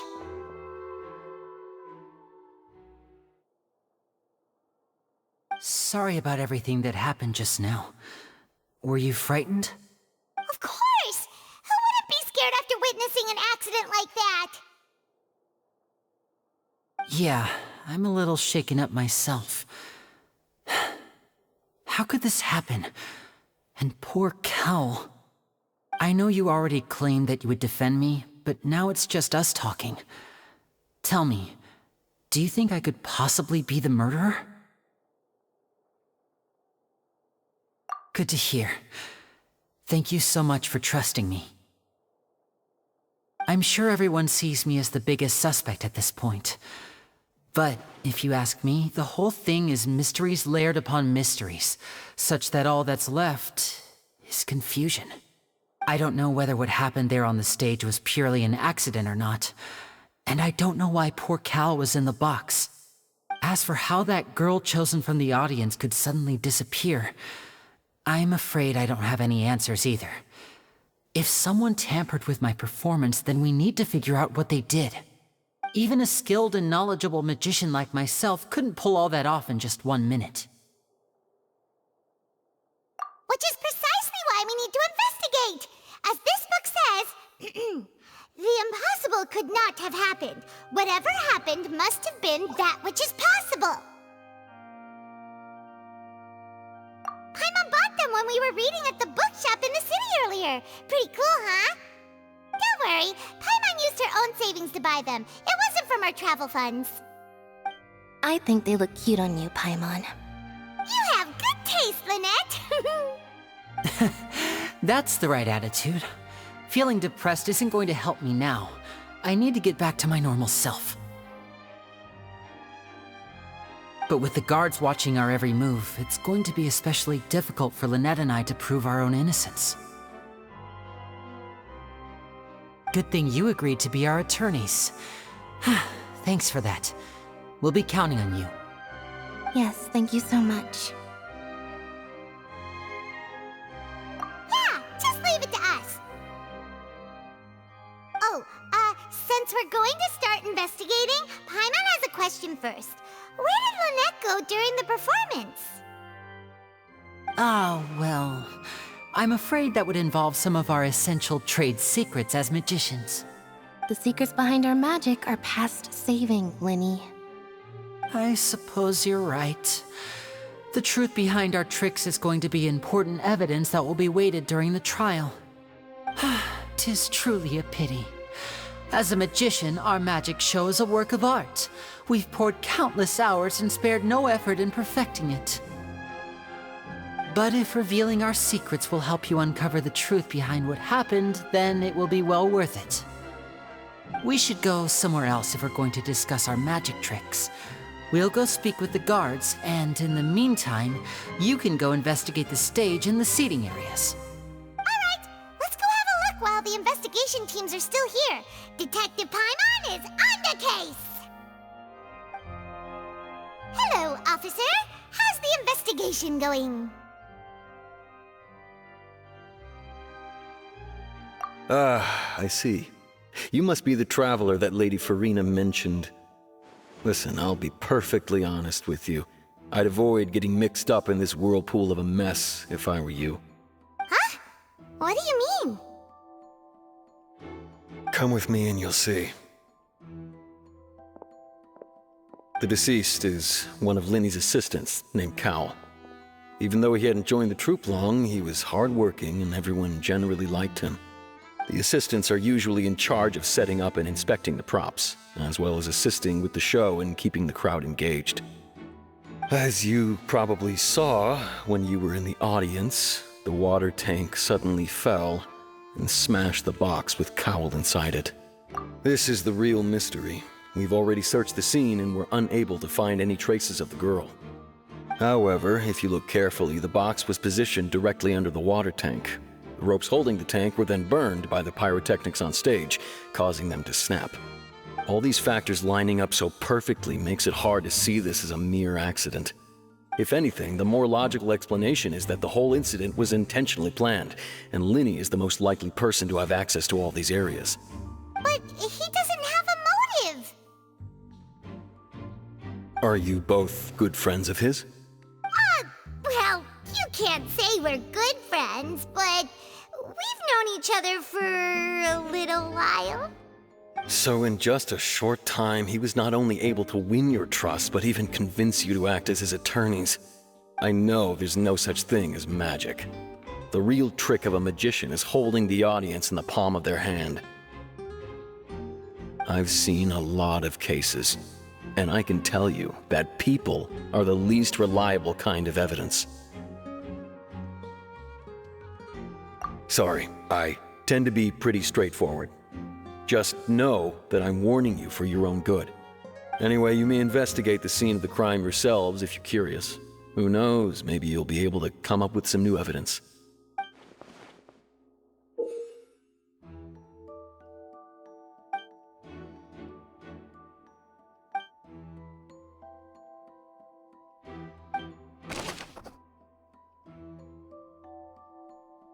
Whoever the murderer was, they must have made preparations well beforehand. him. How strange.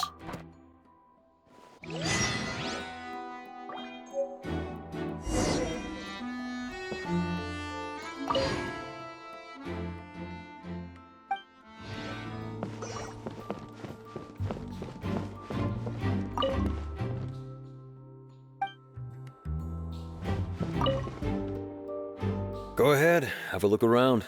In the end, we're both after the truth.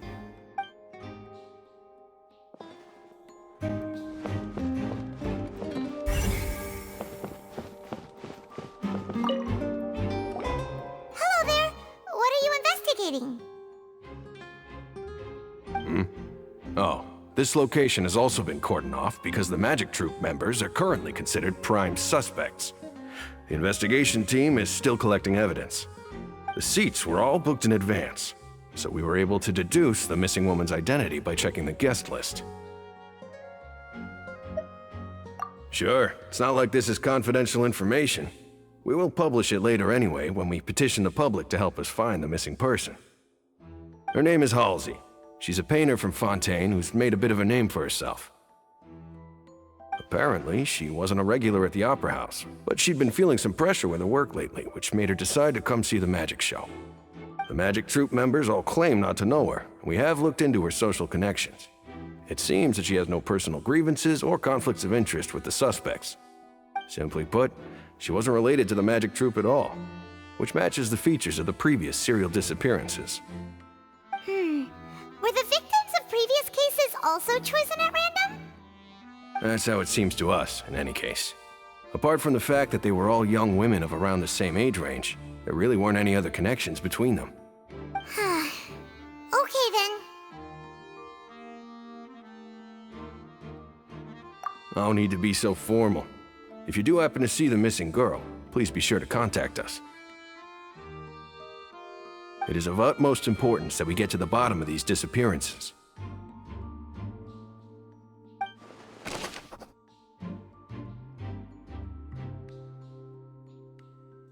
Gosh, no wonder the serial disappearances never got solved.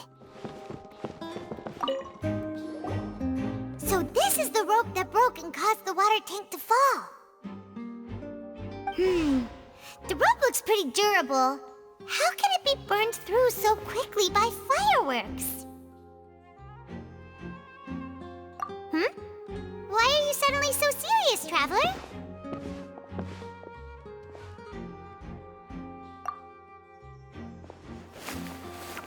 Whoa! Look!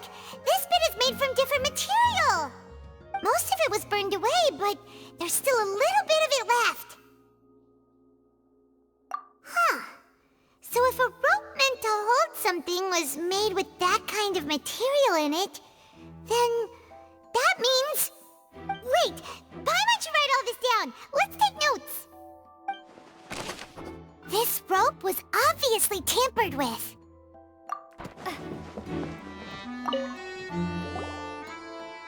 The investigation team has some new findings. Turns out there's an issue with the random number selector after all. See? I told you. What if the machine picked some big guy's seat? You think the murderer would have still made his move then? Sorry to interrupt, but we're helping Linny and Lynette with their side of the investigation. What were you saying about the number selector? There's something wrong with it? You're trying to help them? That'll be a tall order. Linny used the machine to pick a random member of the audience during his performance, right? The lucky girl that later disappeared. Well, we thought there might be a serious problem with the machine, so we had it taken away for further inspection. It turns out that the seat number it picked wasn't random at all. The machine picks that same number every time. I'm sure you already know that you have to make a reservation in advance to get a seat, regardless of whether it's a trial or some performance. In other words, Linny knew who would be sitting where from the very beginning. That much checks out. Linny reserved our seats for us too. Bet you see why I was saying it'd be tough to make a case for Linny. Even though it's bad for Linny's case, Paimon had better write it down. People needed to register and reserve a seat for the show. That, combined with this number selector, could allow you to pick a young lady instead of some old fogey.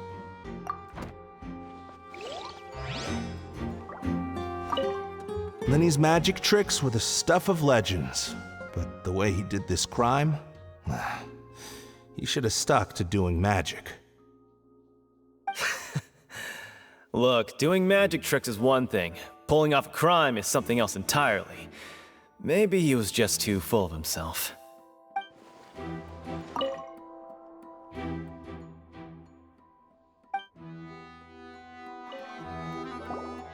I see that you're investigating the area.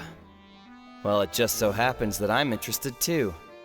If you find any new and interesting leads, be sure to share them with me, alright?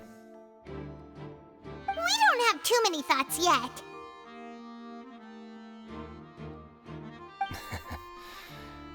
Then why don't I tell you my hypothesis first? The way I see it. And I'll start it with that loud thud. The thud? Oh, you mean the sound that happened during the countdown? Yes, exactly. It wasn't terribly loud, but I suspect that most people heard it.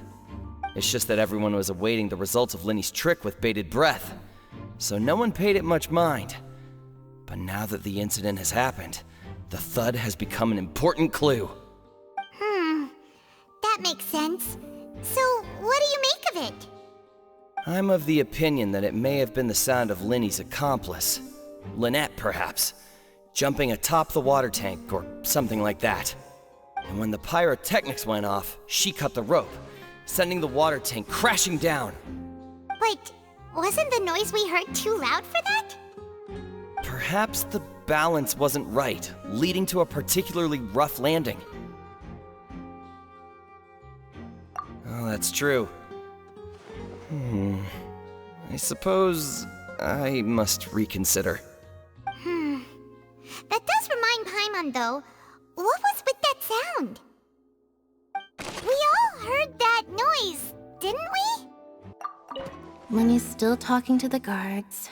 It seems he'll have a lot of explaining to do. I think someone will be assigned to monitor us later, but that's alright. Hey, you! Yes, both of you! Over here! I've been keeping an eye on you for a while now. Huh? You mean us? That's right. If I'm not mistaken, you're also among those who wish to cut down the thorns and pursue the truth. No? And by the looks of it, you're not from Fontaine. Well, you're right on the more about that one, but who are you?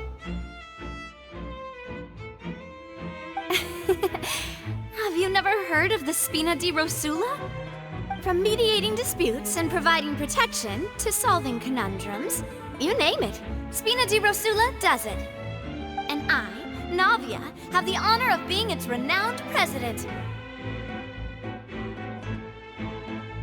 Though those who play by our rules call me boss. I'm Silver, her attendant. Pleased to meet you. And I'm Melus. Demoiselle's various daily needs and affairs are under my purview. Huh? Boss? Demoiselle? What gives with the names? Well, I am the second generation president. Melus and the others are still used to my previous title. My apologies, Demoiselle. Should you prefer, boss, I will endeavor to use that instead. No, no need. You don't have to call me boss. Just Navia is fine. Okay, if you say so. Not that we're members of Spina di Rosula anyway. All merely trifling details. Never mind. Now, back to the situation at hand. That's right. I've always kept an eye on the serial disappearance cases. My interest stems from a matter back from my father's time. Judging from the look of things, I find Lenny an unlikely mastermind. Really?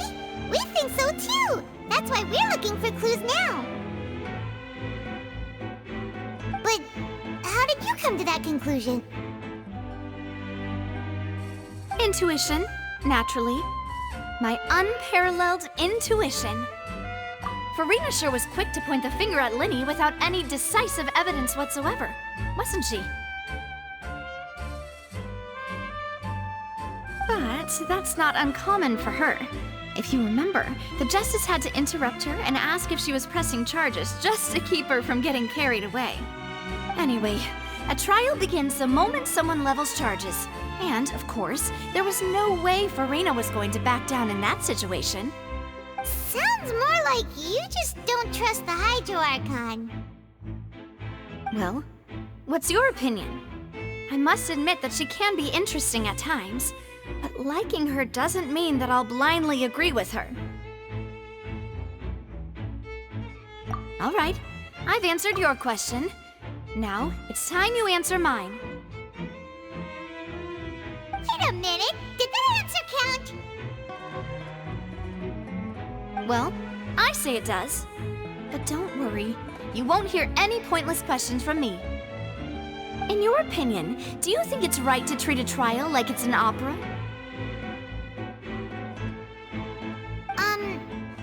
Well? And why would that be?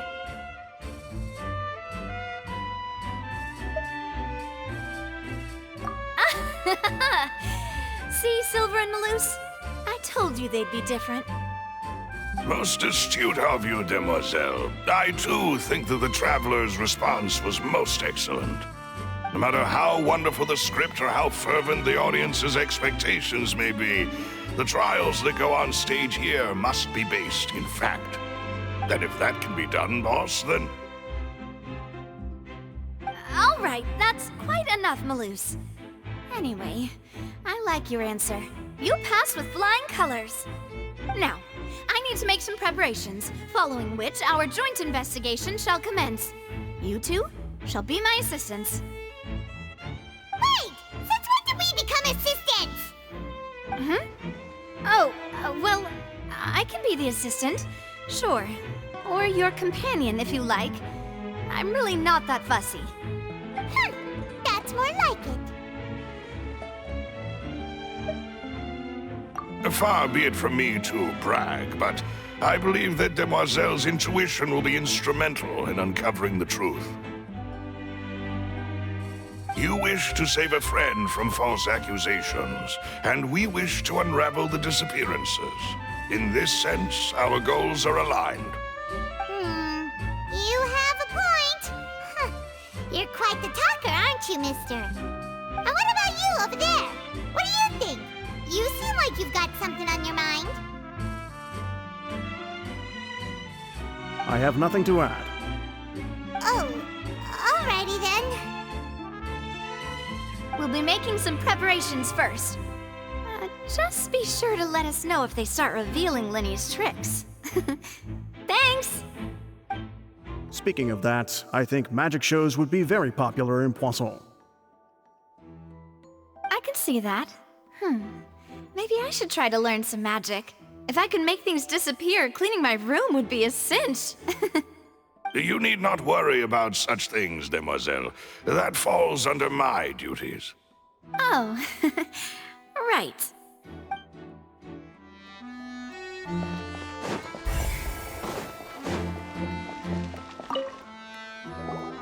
Sorry, but no one can freely enter or exit the Opera House at the moment. If you wish to leave, you must register your identity with us first. No, we're not leaving. We're representing Linny and Lynette as attorneys, so we're investigating the case. Were you always guarding this entrance? Yes, after the Chief Justice gave the order, everyone coming in or out must undergo a strict inspection. So, the missing girl couldn't have left from here, at least, not from that point on. I doubt there was much opportunity then, either. How can you be so sure, Well, because I was in charge of security near the entrance at that time. I couldn't see Linny's performance from here, which was quite a shame. Just my luck. But still, I did not abandon my post, and I stayed put no matter how loud the applause was. If someone had so much as even approached the door, I would have noticed it, let alone if they had tried to leave. We Melusines are good at that sort of thing, you know. So, it's safe to say the girl couldn't have left through here. Alright, thank you for your help. This'll be useful info. Performance would not have been visible from where the doors were guarded. If Paimon were on duty, she would have snuck back into the audience seating. We've checked everything of note here at the performance venue. Paimon wonders how Linny's discussion with the guards is going. Let's go see, shall we? Ooh, things are getting interesting. Understood. Then I will be going with you. Just so you're aware, I will be monitoring your actions and making notes as necessary. Very good. Thanks for being so agreeable. I'd pull a rose out of my hat as a gift for you if I could. You may spare the pleasantries. I'm just doing my job. You've arrived. Who's this? Me? I'm Spina di Rosula's guardian angel. If you've got a problem, I've got the firepower. Sorry, I got a little carried away there. Call me Navia. I'm a partner of theirs, and will be helping investigate this whole situation.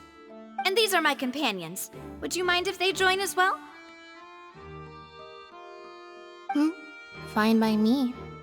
Oh, new helpers? I would be most grateful. Well, let's just say we're tagging along. It's not every day you get to see the secrets behind magic performed on such a large scale. I appreciate your kind interest. Come with me. We'll be heading below stage.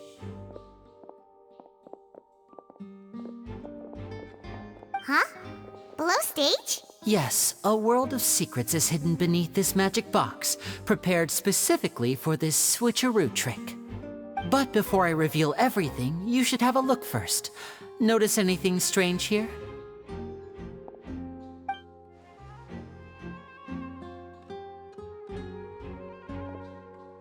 I'm not trying to be dramatic. Remembering the details of a trick will help you understand the methods used to perform it more easily. Huh. Weren't there balloons and other decorations here? Where did all that go? Ah, good eye. That said, you're still far from discovering the answer. The back? You mean the inside of the door? What's different about it? Paimon didn't notice anything. Very good indeed. I thought you might not be able to catch that, given that you were sitting in the first row.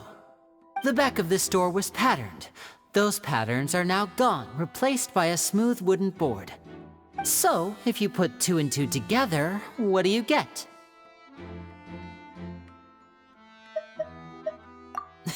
Exactly. All right, let's go. I'll tell you how it works as we head down.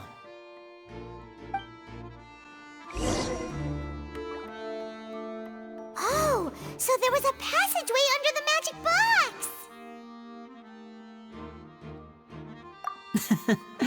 I knew you'd figure out most of it as soon as you saw this place. The 2 magic boxes are positioned right above the 2 entrances of the tunnel. See this flatbed trolley? The box with the lucky audience member in it would be shuttled over to the other side using the trolley. This trolley can raise and lower and even rotate, ensuring that the box will face in the right direction. I see. So that's the purpose of the box inside another box. Precisely. The inner box would descend after the audience member was put inside and be moved along the trolley, all while the outer box would remain on stage as if nothing had ever changed. So that's how you did it! Once the box was lowered, the trolley would store some energy through this device here, with which it would complete the rest of the steps. The audience member would only be able to feel some slight movements in the dark, and by the time she walked out, she would already be back on stage. Right! You were talking that whole time, and you even came out for a moment near the end! Ah, yes. A phonograph operated by Lynette was used to achieve that effect.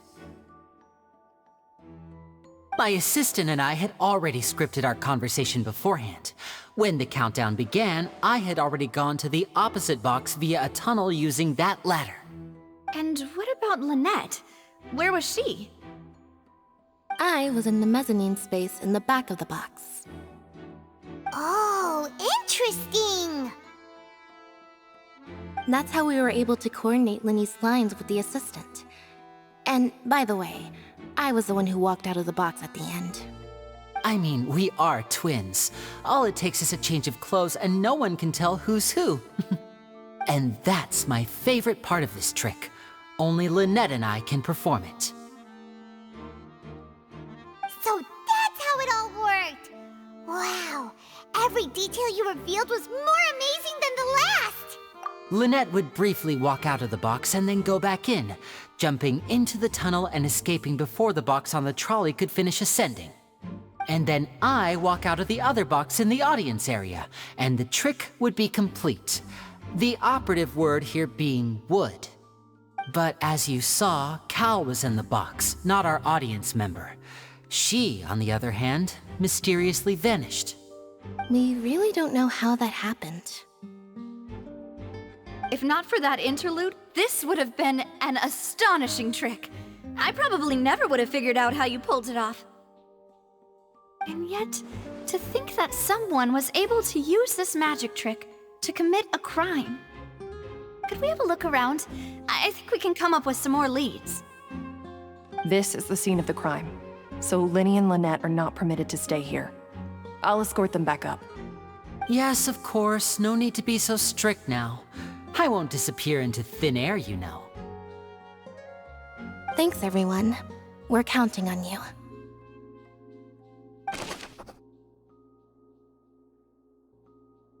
Digging a tunnel just for a magic trick? Whew, that must have been a lot of work.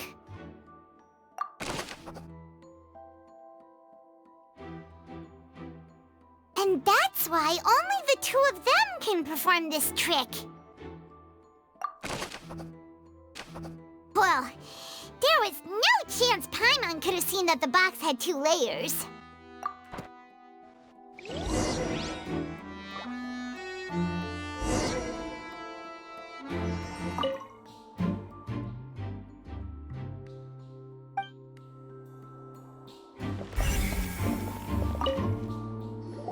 Huh. What's this?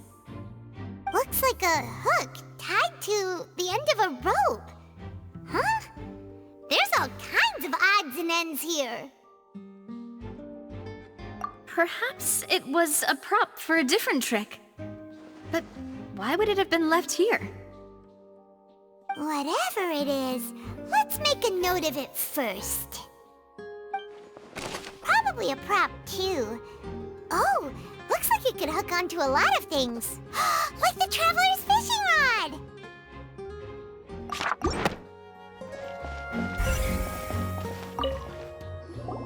The floor is wet. Please be careful not to slip. Speaking of which, why would there be water here? Oh, Paimon knows! It's one of those tricks where you pour water into a jug and then flip the jug over only for the water to disappear. And here's a broken vase. Huh. Did the trolley knock it down while moving? That can't be. The trolley moves along tracks from start to finish. It couldn't have hit the vase at this distance. Let's note this down too and think about it later.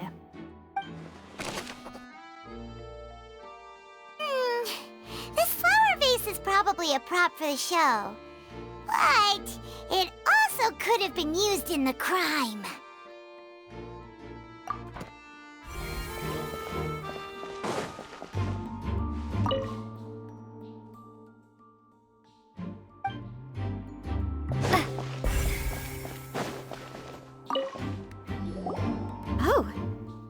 clothes that the lady chosen from the audience was wearing, right? Her clothes are here, but she's nowhere to be found. Right. And do you really need to do that if you're kidnapping them? Ugh, this is so confusing. Paimon doesn't want to be a detective anymore. Paimon doesn't get this at all. You think about it for a bit, Traveler.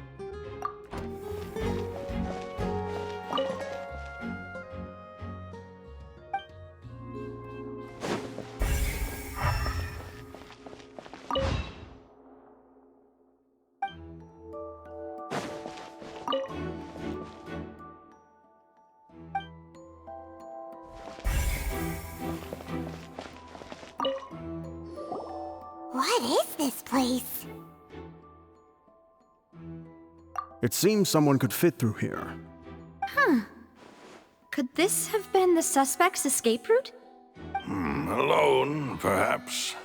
But if they had to pull another person with them, the space would be too narrow.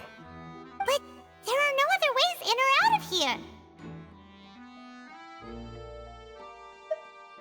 Oh, you're right! Let Paimon write that down.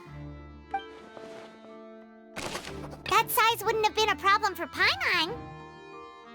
Seems we're just about done investigating down here. Yes, let's head back up. Well, we've ascertained the state of the crime scene. Let's find a place to sort out our findings once Malus returns. It seems to me that there are several things that don't add up here. Apologies for the wait, demoiselle. So, what did the guards say? Did the criminal escape through the vent? They believe the odds of that are very low, since the vent leads to the Opera House's basement. The guards have checked the area carefully. No one left through the basement during the performance or after the incident, and no one was found hiding there. So the tunnel's become like a secret chamber then! You know, like the kind you usually see in novels! The plot thickens. Halsey's disappearance and Cowell's death are both quite inexplicable. No wonder Farina was so confident in her accusation. All the current evidence points toward Linny and Lynette. In other words, the charges are very likely to be upheld unless we make some considerable progress. Charges and then trial. So if the charges are upheld, they'll announce a sentence? That's right. This is how a trial goes in the Opera House. During the proceedings, the Chief Justice and the Oratrice will hear statements from both sides. That's right. This is how indemnitium is produced. The statements from both sides, the defenses from attorneys, witness testimonies, and even the audience's emotions will all be projected on the Oratrice. To put it simply, it's as if the Oratrice has its own will, and is a judge in its own right. This also precludes any kind of favoritism on the part of the Chief Justice. Not that this has ever happened anyway. Once both sides have finished speaking, the Chief Justice will make his final decision. This, too, will be used by the Oratrice as a reference. Then, finally, the Oratrice will be consulted by officials. The result it returns is the will of justice itself. Huh? So that machine is the one that actually decides? Paimon thought Neuvillette called the shots. In practice, there is very little difference. Both have always come to the same judgment, which is why people have great faith in the Chief Justice. Ah, yes, the guards also asked me to convey that none of us will be allowed to leave this place before the trial. Huh? Why? Because we've chosen to act as the twins' proxies. That makes us persons related to the case. They're concerned that we might be colluding with outside parties, or that we might find outside help to disrupt the case. And even if that were not so, it could prove problematic if we happen to spread key information about the case ahead of time. I'm ready to break out at any time. Whoa, whoa! There's no need for that! Paimon thinks they have a point! That said, are they providing food? Of course. I just hope you don't mind the lack of options. I'm afraid that catering to all tastes is not in the cards, nor is any guarantee of balanced nutrition. In that case, let's just sort out our findings together here. Pity. I was hoping to take you to try some of Fontaine's famous desserts, too. I mean, what better way to properly think through our findings than over some tea and sweets? Huh. Breaking out suddenly doesn't seem like such a bad idea after all. Just kidding! Just kidding! Paimon will still do her best, even if there are no snacks. Hmm? What do you mean, no snacks? Of course we'll have snacks. If we cannot buy some, then we'll simply make some. Huh? Here? But how? Understood, demoiselle. Everyone, please come with me.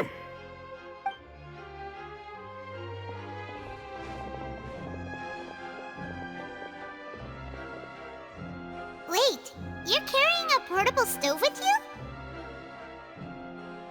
Yes, I must be prepared to meet the demoiselle's baking needs whenever the fancy strikes her. I have eggs, sugar, and almonds at the ready. Good work, you two. Then I'll get to it. Please sit tight for a moment. You'll get to taste my awesome snacks soon enough. These three are quite the interesting group.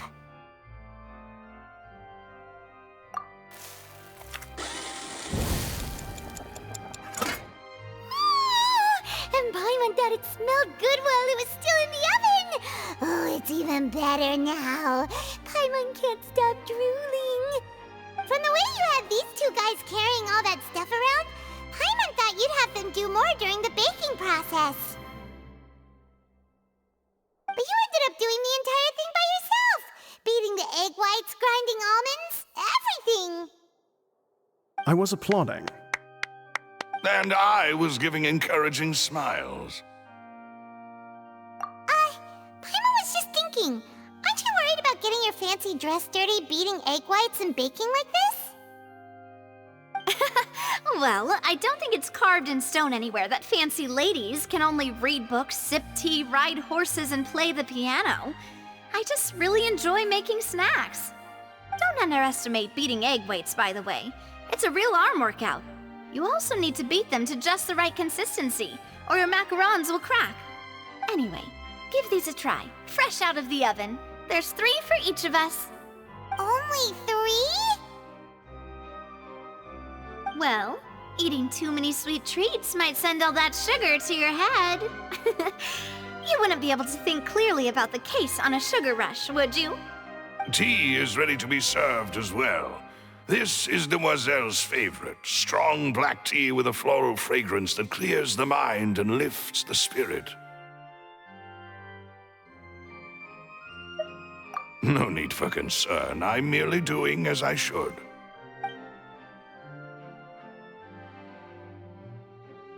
All right then. Down to business. As Paimon mentioned previously, the tunnel seems to be something of a secret chamber. However, we can assume that Linny and Lynette were not alone within it. Some criminal also occupied its sealed confines. The magician twins could have committed the crimes, of course, but they lack any logical motive. Exactly! Why would they do such a thing right when everyone was watching? The flower vase and the thud we heard during the performance could indicate some altercation between Halsey and the criminal in the tunnel, resulting in the shattering of the vase, the discarding of her clothes, and her abduction. Perhaps the criminal thought that since she was chosen from the crowd, she would be too easy to identify if she was still wearing the same clothes. Paimon thinks that makes sense, but the real trouble is... True. None of the clues we found thus far support the existence of this third person. But the only people left to consider are both technically victims, whether it's the missing girl, Halsey, or poor Cowell. Huh. Could Halsey have secretly made modifications to the magic props in order to murder Cowell before making her escape? That's right. And even if she had tampered with the setup, she would need to understand the entire trick to pull it off. Nor does she have any motive. The guard said that she has never had any dealings with the Magic Troop's members. Were we not thorough enough in our search? From the sound of things, this is turning into an impossible case. Your macarons are amazing though, Navia. They smell great! They're nice and crisp and super sweet! They are my specialty after all. And I see you've already had 5 of them. What? 5? Oh, that can't be right. Paimon only counted 3, honest! Please don't worry about it. At my age, a few less sweets might actually be a good thing. No. Being greedy is one thing, but Paimon knows how to count. Besides, Paimon knows that if she ate too many, then others wouldn't have enough. Wait, even you don't believe Paimon? How could you? If Paimon ate those 2 extra macarons, then may they turn into stone in her stomach! All right, we get it. Well, I suppose one of us might have gotten too engrossed in our chat and eaten them by mistake. No big deal. Balloose, set up the stove again if you would. Huh? What are you doing? Making sure everyone gets 3 macarons, of course.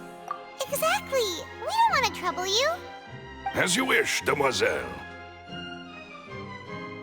And I have the egg, sugar, and almonds.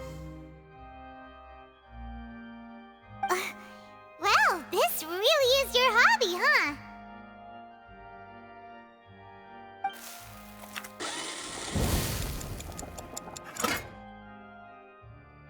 Well, that's it for snack time. I'm going to have another look around the area. I don't know what we're looking for yet, but we've still got some time. As attorneys, I suggest the 2 of you think the case over again. It would be awkward if you got all tongue-tied on stage during the trial. All right, thanks for your help and for the snacks. It was nothing. A small task for the Spina di Rosula. Silver, Maloose, it's time to go. I'll be back if I find anything new. There was no third person. And Paimon didn't eat more than 3 macarons either. All right, it's time to put our heads together. We've got to get our defense ready for the trial. Oh, it's probably gonna be a long and difficult case. There's no point in worrying about that now. We just need to prepare. Here, take Paimon's notes. They should help you review the situation. What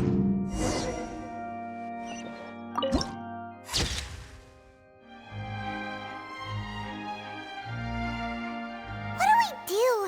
The whole situation is so confusing. Good plan. Impossible things don't just happen. We'll get to the truth one way or another. Just relax. Even if everyone else suspects Lenny and Lynette, at least we will be supporting them from the stands. Besides, I doubt Farina understands any more about what happened than we do. Thanks, Navia. Well, we'll be going then. Best of luck to you.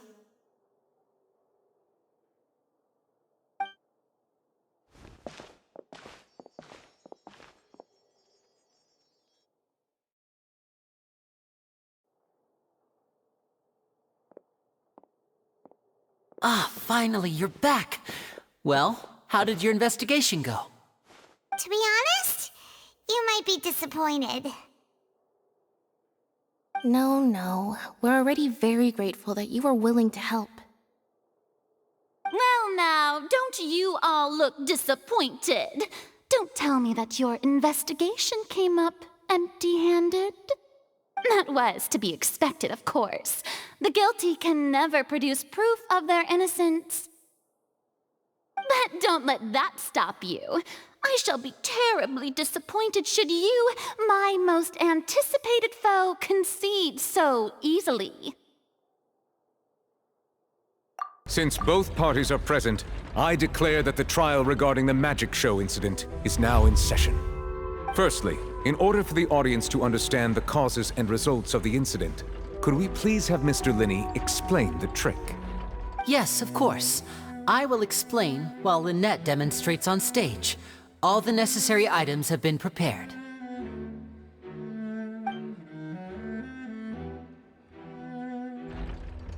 Thank you, Mr. Linney. In that case, I take your statement to be that you ran to and remained hidden within the magic box in the audience stands once the trick began, and thus could not have committed the crime.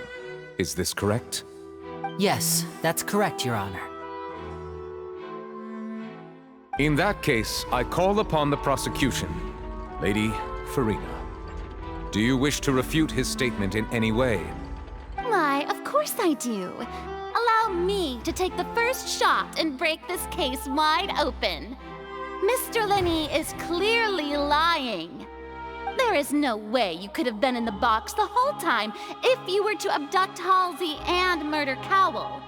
In fact, I'd say you were hardly in that tunnel at all. That is simply your hypothesis based on the presumption that I'm guilty. Oh, is that so?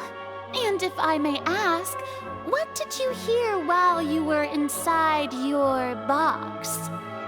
The roaring countdown of the crowd, of course. That's how I kept track of the time and built anticipation for the finale.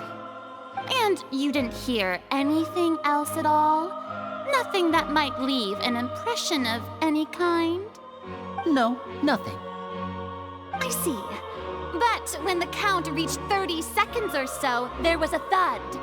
One so loud that I believe practically everyone heard it. Huh? Hey, hang on. Something's not right here.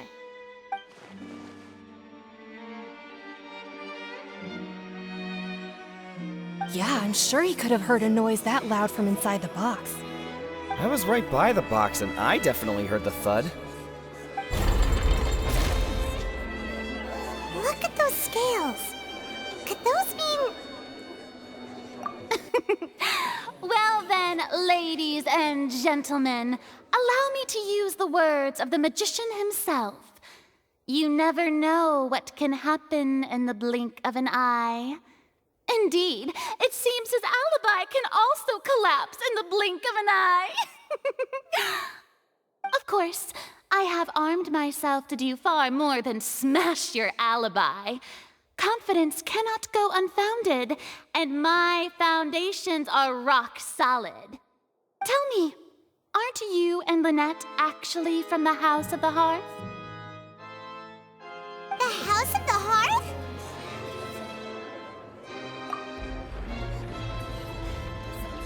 No wonder they did something like this. So the serial disappearances were the Fatui's doing. Now it all makes sense. I've got a feeling that what happened on stage probably wasn't just an accident. That's irrelevant. Our identities have nothing to do with what happened. Indeed. Then perhaps you could tell us everything that happened during that 1 minute. Your first priority is to prove yourself innocent, after all. I'm sure there is little that needs to be kept secret now. Unless your script already has holes in it. The Outlander is speechless. My, oh my, don't they look flabbergasted? Now comes the infighting and discord, I suppose. This was almost too easy. Good thing I made all those preparations. Seems the all-nighter I pulled last night is really paying off. Hey, Linny! Why didn't you tell us this before?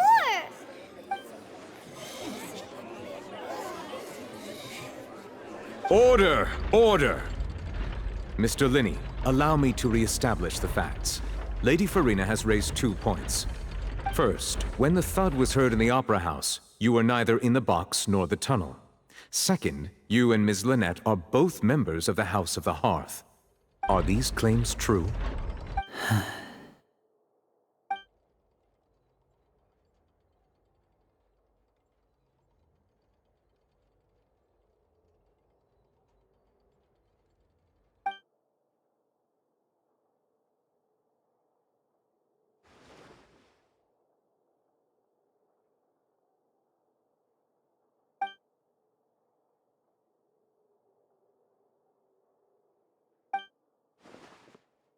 Please answer my question, Mr. Linney.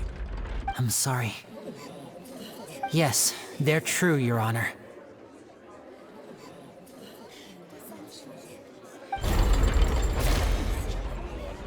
I knew it! Well, that's it. We might as well move on to the sentencing already. What should we do now?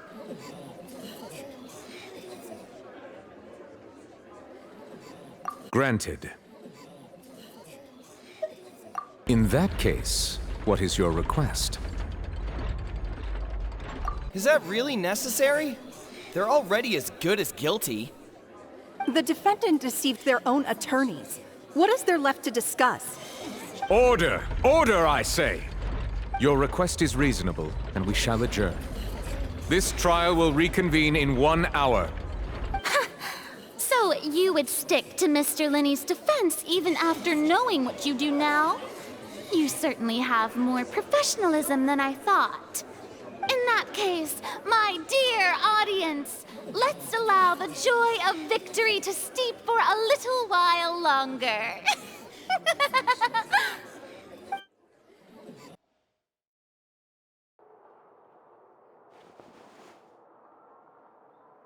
Well, this is awkward. I didn't think the Hydro Archon would dig all that up.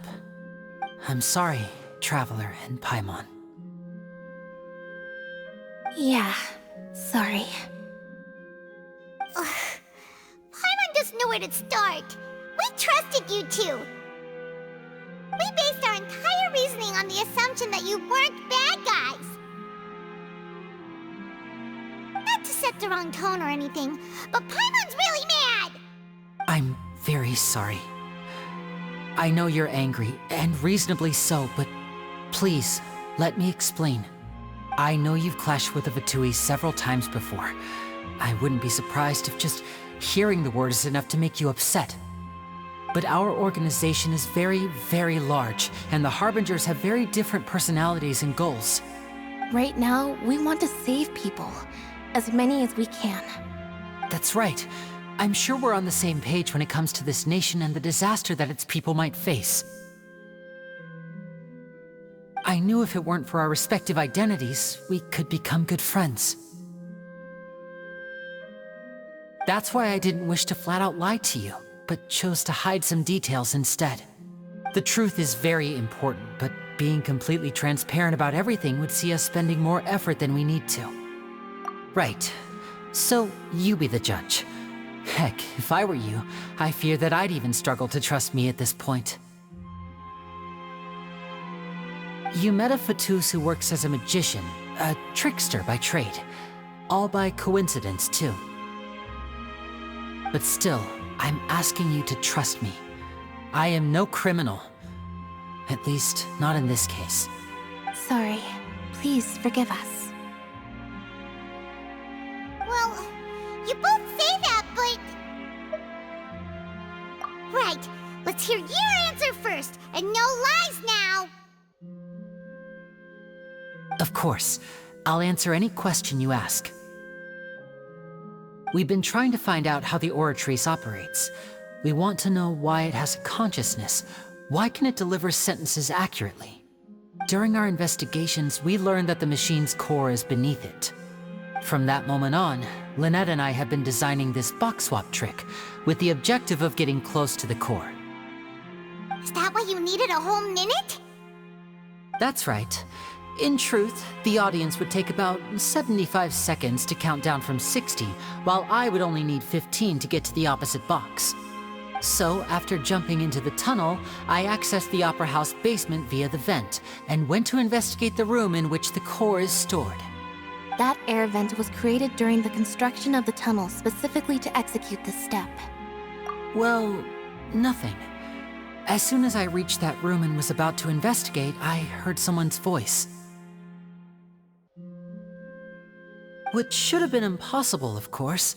I was quite certain that I was the only one in the room. That voice seemed to recognize me and tried to speak to me.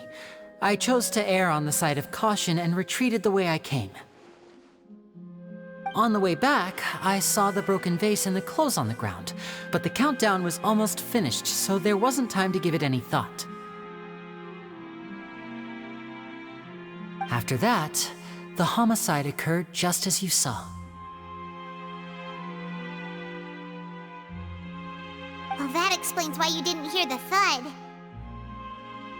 Because of that prophecy I told you about, of course. We must know all we can about this nation's secrets in order to deal with that prophesized crisis. That's the only way we can save everyone. So, there you have it. The whole truth. I swear, I didn't hide anything from you this time. It was never my wish to proceed under this cloud of mistrust either. But like I said earlier, you can be the judge. If you want to leave because you don't trust the Fatui, there's nothing I can do to stop you. Well, Traveler, you decide. Paimon will follow your lead however you choose.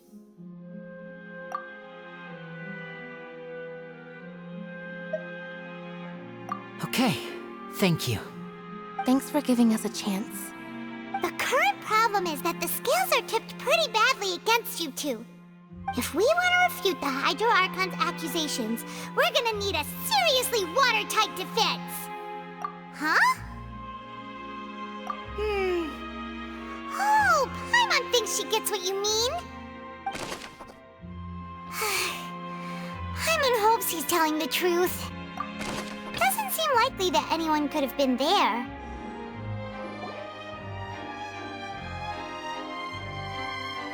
Both parties have returned to their positions. Let us continue the trial. When last we left off, Mr. Linney acknowledged the new evidence presented by Lady Farina as fact.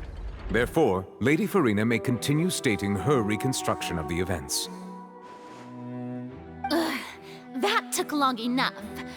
Now then, if everyone would lend me their attention. At this stage, let's revisit that scene from Linney's perspective.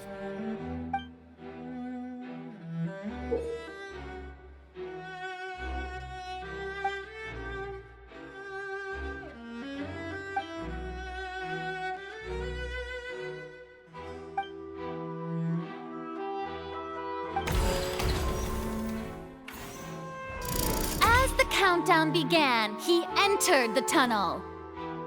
When the flatbed trolley passed, he opened the box and got into an altercation with Halsey, which caused the loud thud. He did not realize that this sound could be heard by everyone in the opera house, which is why he claimed earlier that he could not hear the sound. Finally, he used the vase to knock her out, before making her change clothes to prevent others from recognizing her. At this time, Cowell arrived in the tunnel, having heard that strange noise, and caught Linney red-handed. So Linney proceeded to knock him out too before stuffing him into that box.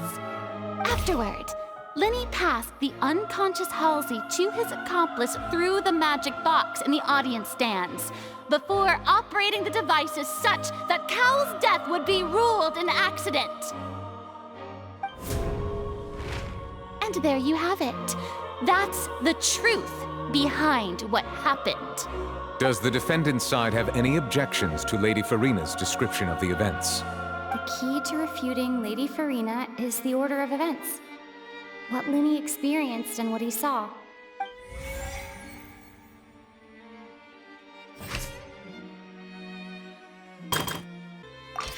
According to Linney, he left via the vent after entering the tunnel. He couldn't have had that altercation with Halsey.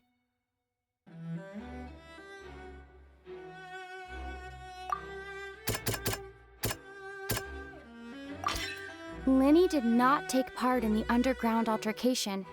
He only witnessed traces of the aftermath.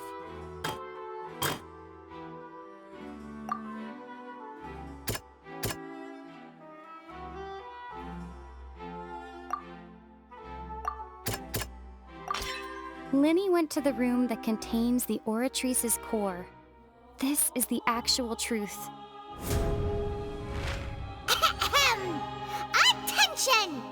Ace Detective Paimon has something to say!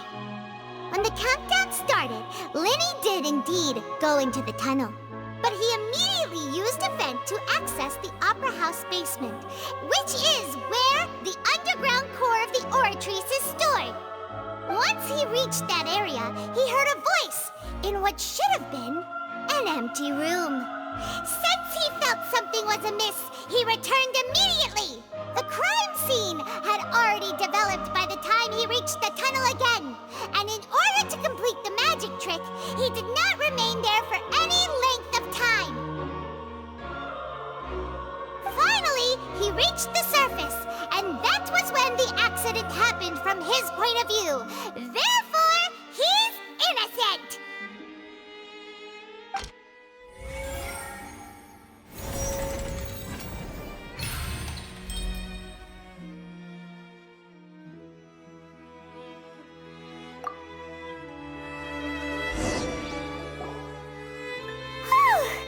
Paimon did it! Paimon actually managed to say all that! Oh, wasn't it awesome? In other words, you believe that he knew nothing of the incident? That's right! My reasoning?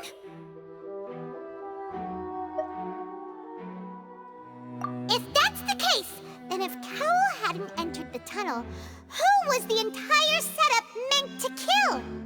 Assuming that what you say is true, Linny only needed to kidnap the young girl to cause a new disappearance case. What would the point of killing someone on stage be? Oh, they have a point. That's right, you tell him! And that's why they're partners of mine. They've managed to turn things around. Oh, well, your denial is very strident, I'll give you that. But what proof do you have to back your claims? Of course I do. If he had been in the magic box the whole time, how could he have not heard that sound? Why do you ask? You're saying that he wasn't?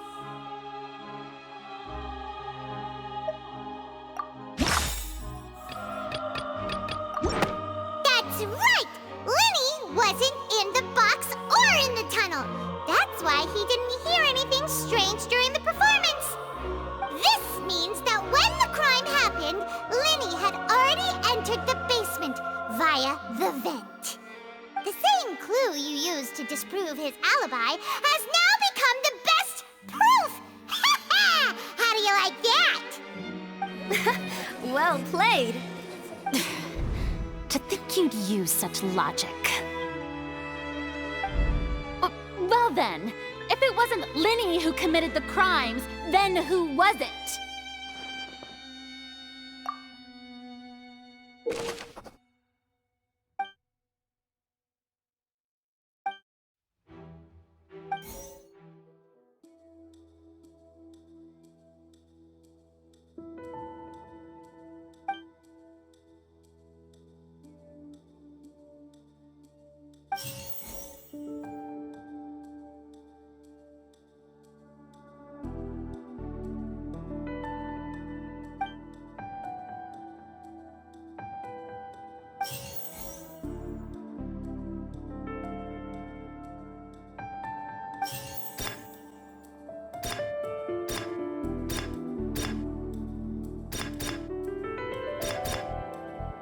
The deceased's name is Cowell, Linny's assistant.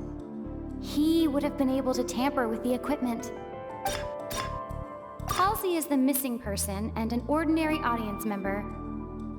Or did she have her own scheme all along?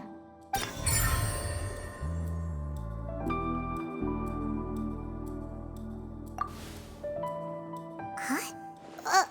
That can't be right. Are you serious?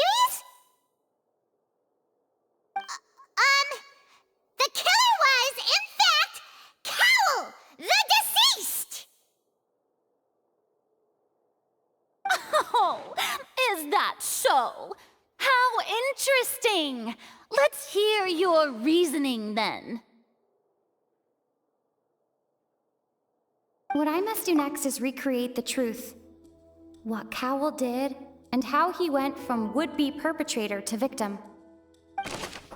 Linny was not in the tunnel at that moment, which gave our criminal ample time. The sound we heard may have come from a clash between the missing Halsey and the criminal.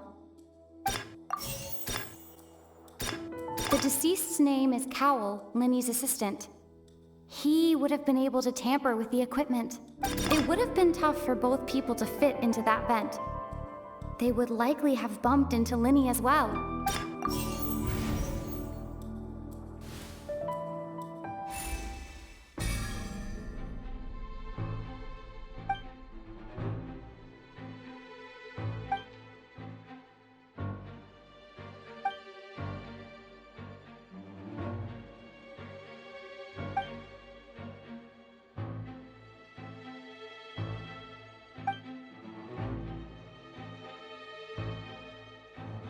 What's wrong, Traveler? Are you still having trouble figuring things out?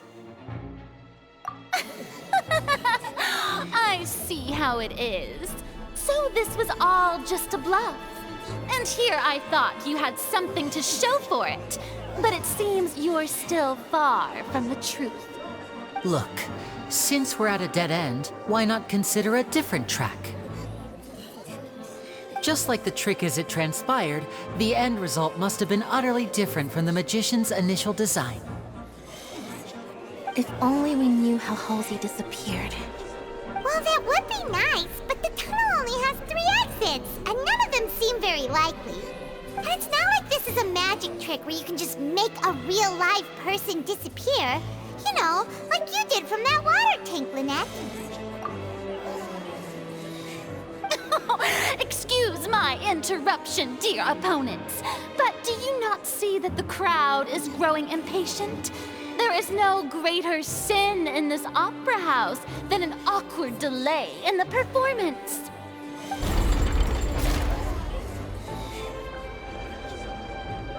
If the defense is unable to make further effective arguments, we will move on to the next stage of the trial. Linny was not in the tunnel at that moment, which gave our criminal ample time. The sound we heard may have come from a clash between the missing Halsey and the criminal. The deceased's name is Cowell, Linny's assistant. He would have been able to tamper with the equipment. It would have been tough for both people to fit into that vent. The vase was not broken by chance. It was used to cover important evidence. The water.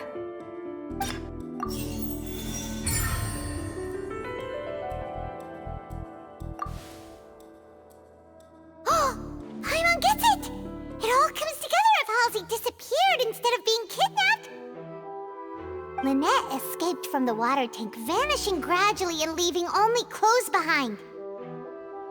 If there's a similar method where a person could be transformed into water...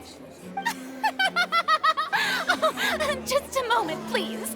I do hope you know how preposterous you sound at the moment. How could a person ever be transformed into water?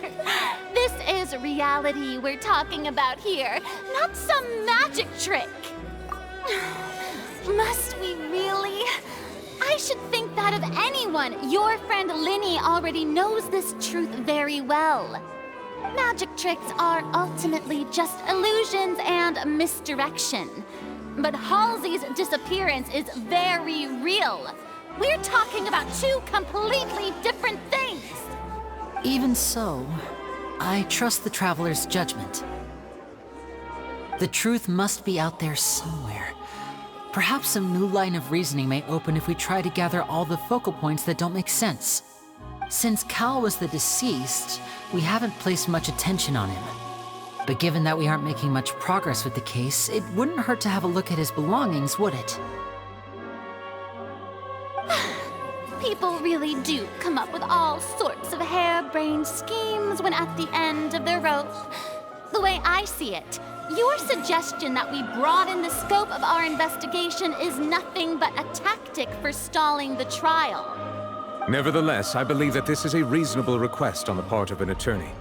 Since the trial does indeed appear to be at an impasse, I believe that additional evidence may help us make more progress. Guards, please step into the lounge and examine the personal effects of the deceased, Cowell.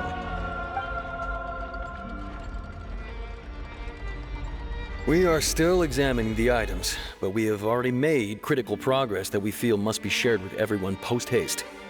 We discovered several test tubes of fluid within Cowell's baggage, each labeled separately. The notebook in his backpack claims that these fluids are water from the primordial sea.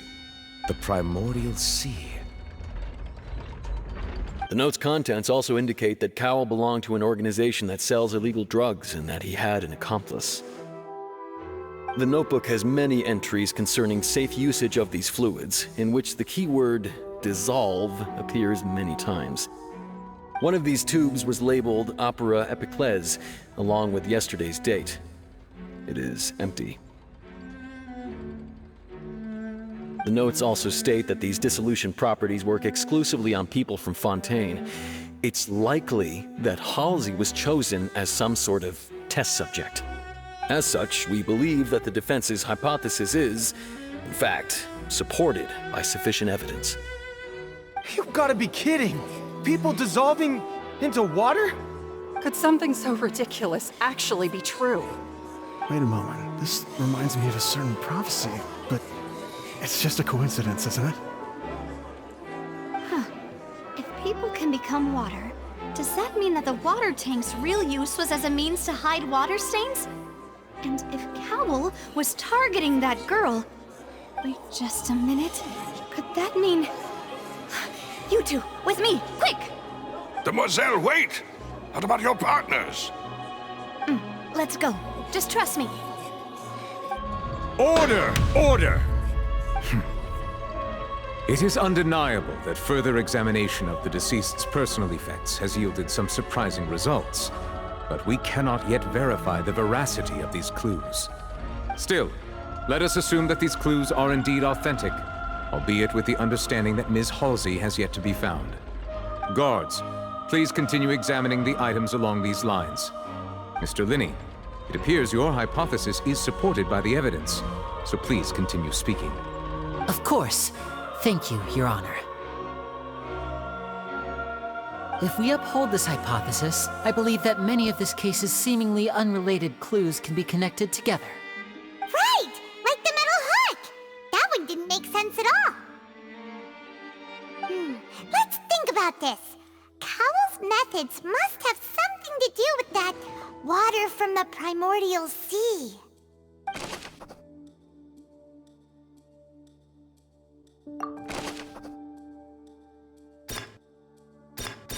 The deceased's name is Cowell, Linny's assistant. Now it seems like the hook rope was not meant for another magic trick, but was instead some form of triggering mechanism. The water from the primordial sea should already have been prepped before Halsey entered the magic box. I remember there was something else within the inner layer of that box.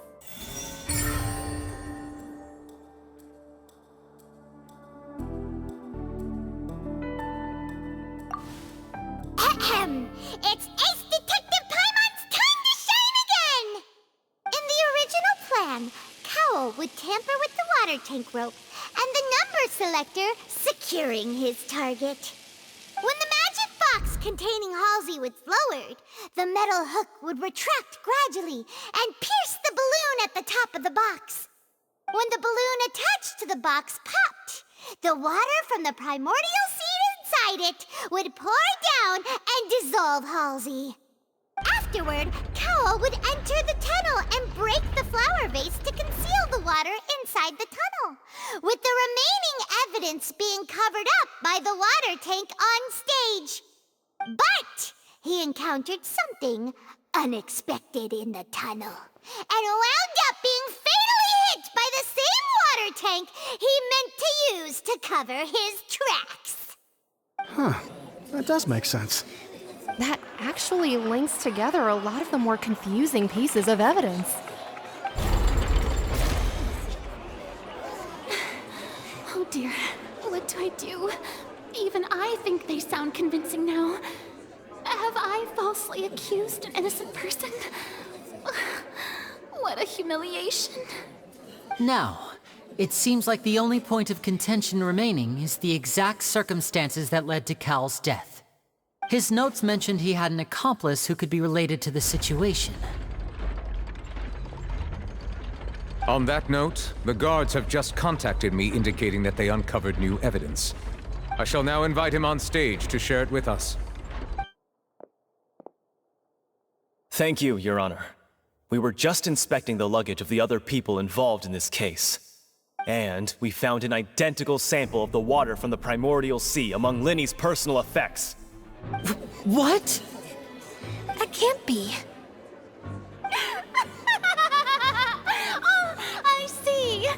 Well, how wonderfully comedic to have your own counterattack only to come back and wound you. Does this not clear all doubt? My dear citizens, my loyal audience, allow me to present my reasoning and bring this performance to a swift close. Linny did not need to take part in the dissolution of the young woman at all. Indeed, he did leave the scene via the vent.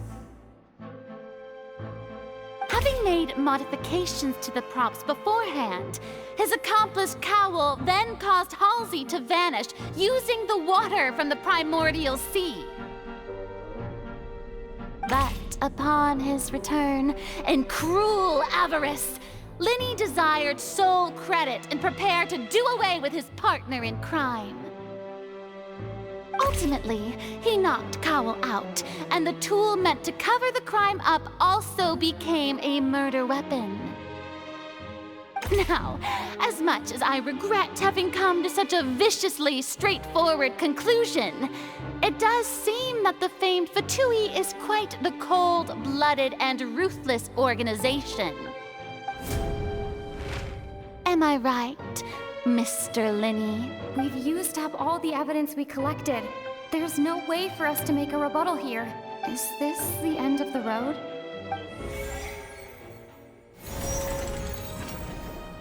Oh no! Paimon can't think of anything either. It doesn't look like there's any way around this. Seems using the water as new evidence was too good a move. Why did this have to happen now? I think we've all seen enough now, and we have ample witnesses to my flawless reasoning. I believe this is indeed the finale. Now then, my good, noble Chief Justice, should we not, in your view, Excuse me, everyone, but I must interject. Miss, I must ask you not to shout, and to respect the ongoing legal proceedings. Oh, come on. Don't be hasty. I have a good reason for interrupting, you know. Now, would anyone here like to take a little break from all this debate and see a little magic? I'll show you an amazing trick. One that can bring a young woman who has disappeared back in the flesh, right before your very eyes. Please, do the honors, Mr. Linny, if you would be so kind. What in the world is she saying? No offense, miss, but miracles like that are beyond my scope as a magician. Come on now, don't be silly. Magic is all about misdirection, isn't it? It often conceals the truth while presenting a fascinating illusion. But once everyone believes the illusion, can't magic reveal the truth to them once again? And wouldn't such a trick be the most marvelous finale to today's performance? Come on, Linny and Lynette, give it another go. Don't worry, Spina di Rasula has made the necessary arrangements on your behalf. But as the magic makers and stars of the show, I think I should leave the final performance to you. I understand.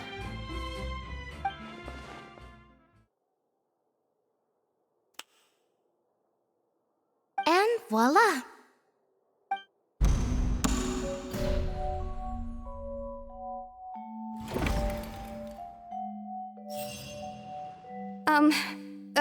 Sorry for the interruption.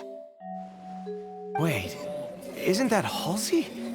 So the whole thing about people dissolving wasn't true after all? To be clear, I'm only here because this person told me that if I testified, the merit of doing so would lessen my sentence.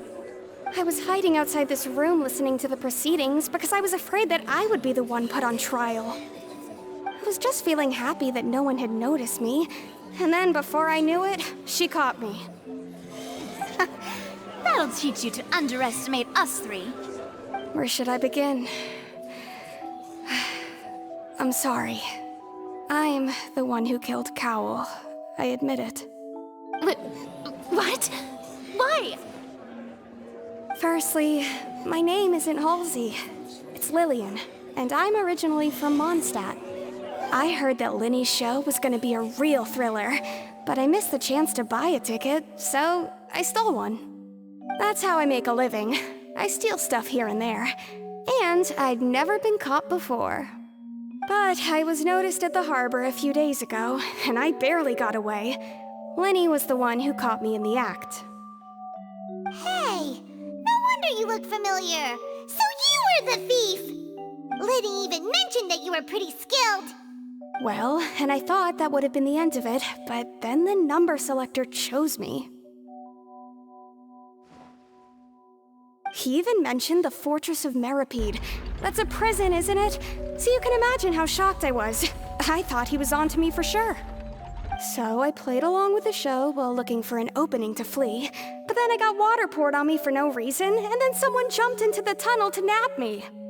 I wasn't going to take that lying down, so I knocked him out and stuffed him into the box.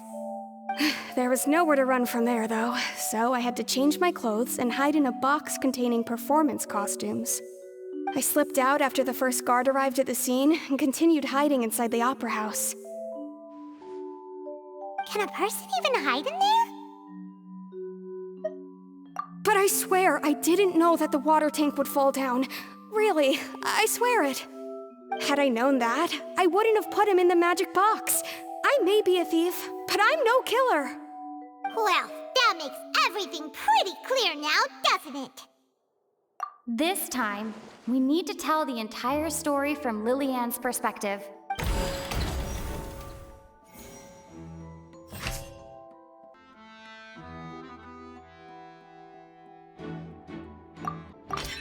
The flower vase was not broken to cover anything up, but was smashed during the struggle between Lillian and Cowl.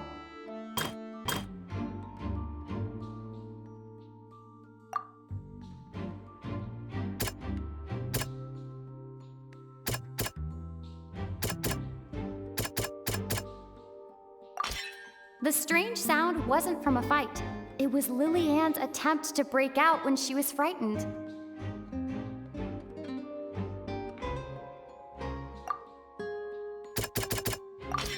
Lillian was afraid that she would be recognized if she left, so she changed clothes and hid, biding her time. Just what one might expect of an experienced thief. And it's Ace Detective Paimon time! Having been selected out of the blue, Lillian panicked. Her panic only intensified after she entered the tunnel and had water poured on her head. So she kicked the door open, producing the thud we all heard. Hearing the commotion, Cowl leapt into the tunnel, only to discover that Lillian had not dissolved. He did not know that Lillian was not from Fontaine, but was a thief who made her way in by stealing a ticket. Mistakenly believing that the water from the primordial sea needed time to take effect, he tried to force Lillian back into the box. The two broke the flower vase during the struggle, but Lillian came out on top, knocking Cowl out and putting him in the box. With no way of escaping, she changed her clothes and hid in the costume trunk until the performance ended.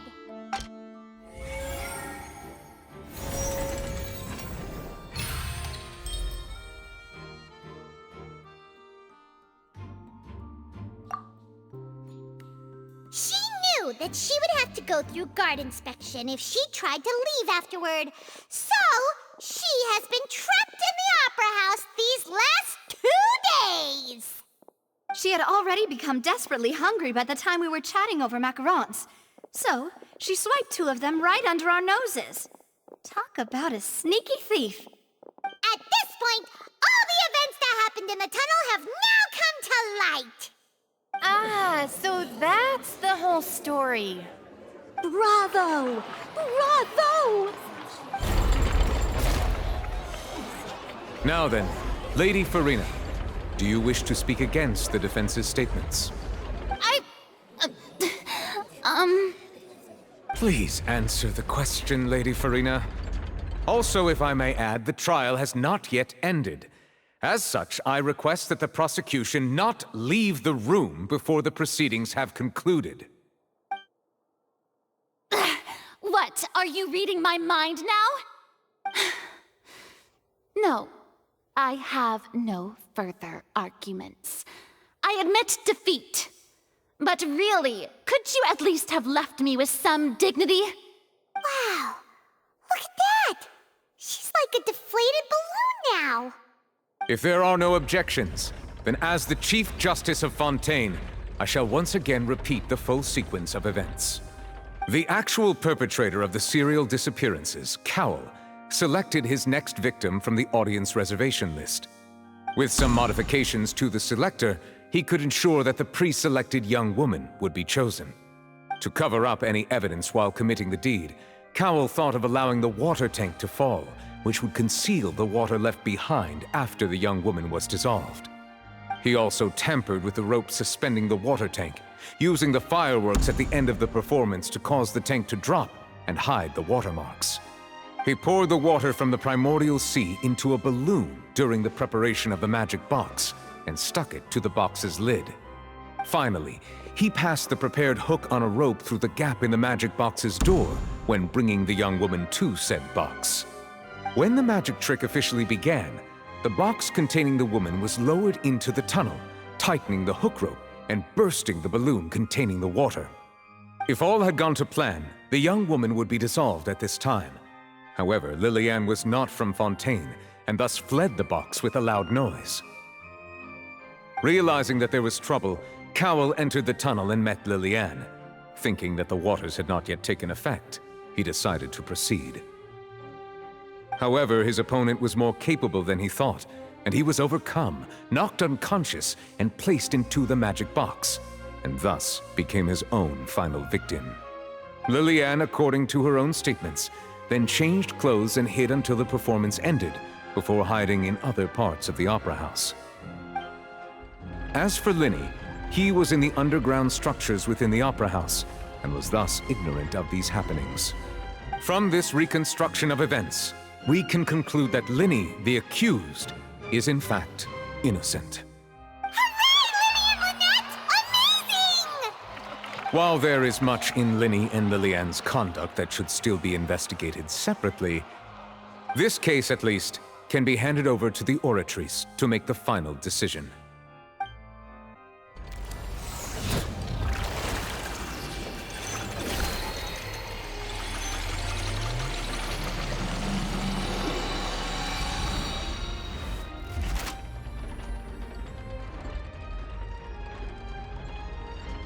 As such, Linny and Lynette are officially declared not guilty.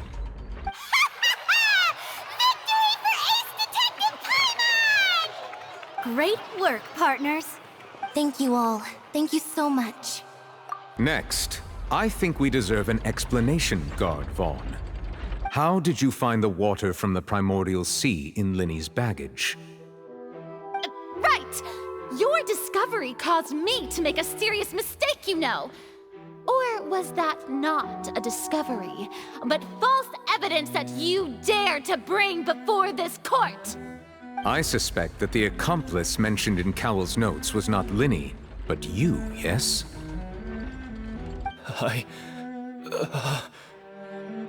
I'm sure you know what you must do to lessen your sentence. Speak quickly!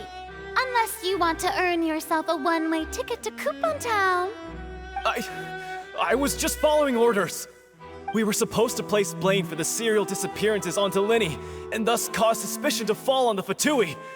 The higher-ups said this was the best opportunity to do so. And now that your plan has fallen through, and the secrets of the water have been revealed, you have become a liability to said higher-ups, yes? Therefore, you would be wise to tell everything you know, and seek the protection of the guards. Yes, I'll tell you everything I know. Our boss discovered that the water can cause people to dissolve. It can also be made into a potion, which when extremely diluted, can cause people to experience unforgettable exhilaration. We've been in this business for a while now, and have made decent mora off it. The disappearances were also the boss's idea. I mean, this is the boss we're talking about.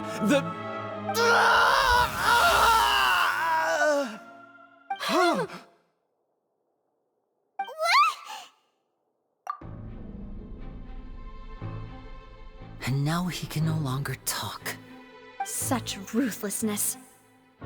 I shouldn't have expected any less of them. An outrageous act. All present, please submit to inspection immediately.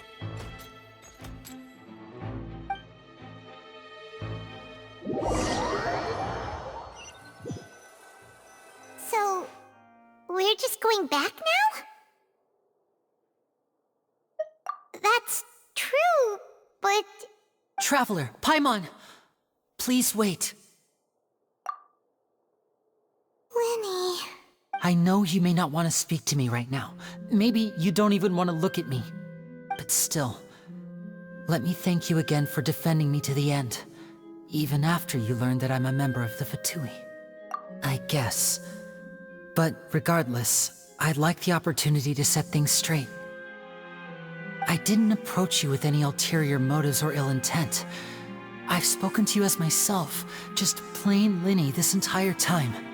As for why I'm a Fatus, it's because the goals of the House of the Hearth align with those of an orphan like me. That's all. That was how Father, who you might know as the Knave, approached recruiting us back then too. A knave? The one who controls the House of the Hearth? She's your father? That's right. And since we're here, I was wondering, would you mind hearing a story? It's about my past. Back when our parents first died, Lynette and I were left wandering the streets. To survive, I took to surreptitiously observing an older street performer who did magic. It took me several days to figure out how he pulled off his amazing tricks. I took my sister through several streets until we found a crowded corner, and we began to perform magic tricks there.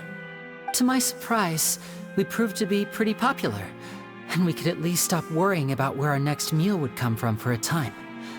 But I didn't want my sister to remain a street rat together with me forever. Before long, an aristocrat came to me and claimed that he wished to take us in after watching my performances. So you went from orphans to nobility just like that? That was how we felt at first too. As if fate was on our side and we could say goodbye to those painful days. But I gradually discovered that while we were called foster children, he was really after my talent for magic tricks. He would constantly take me to all sorts of banquets to garner attention, which he would then use to expand his social circles. That doesn't seem too bad either. Better than roaming the streets at any rate. It took a while for me to realize just how dark his heart really was. After one particular performance at a banquet, I discovered that Lynette was not on the same return vehicle as me. I waited a long time after we returned home, but she did not come back. I went to that noble's bedroom and asked him about her whereabouts. The answer he gave me was, she caught the eye of the most eminent person at the banquet, so I sent her over as a gift. I mean, you'll be able to perform your magic regardless of who your assistant is, yes? Oh no. So he was gonna... But wouldn't Fontaine's laws deal with such people?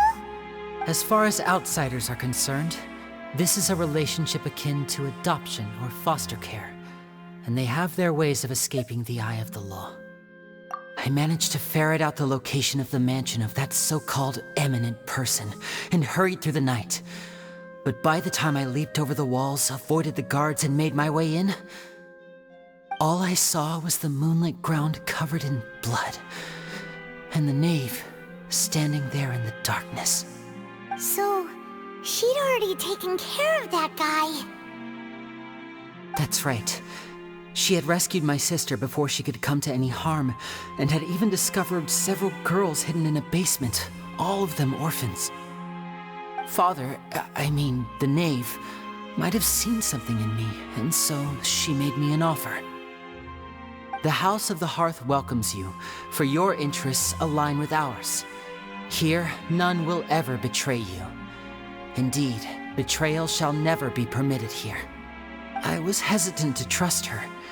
I mean, I had just been betrayed by nobles. But she was also quick to destroy the noble who had taken us in at first, giving us back our freedom. Oh, so that's how the two of you joined the House of the Hearth. She has her own plans. She has gained permission from the Tsaritsa to first use the Gnosis' power once she obtains it. She plans to use it to find a way to break the prophecy and save Fontaine. So, she believes in that prophecy too? That's right. The whole House of the Hearth is currently working to combat that crisis. Today's case has also proven that people from Fontaine can indeed dissolve into some sort of water, thus further supporting the prophecy. All of us house members here, Lady Arlecchino herself included, are from Fontaine. We won't give up on defending our homeland. To us orphans, the only connection we have left to this world, apart from our family, is our homeland. So, from small deeds like distributing magic pockets to huge schemes like stealing a Gnosis, everything is aimed at dealing with that prophecy. It's all right. I understand. The only thing I can do is relate all this to you. I just hope you can understand that even as a member of the House, I have never stopped making my own decisions, and that I believe what I'm doing is right. If you should need anything at all in the future, feel free to find me. I will do my best to help you, as plain Linny.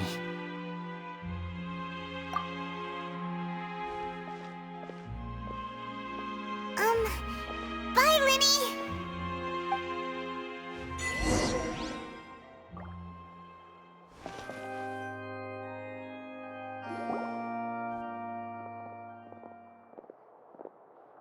Hey there!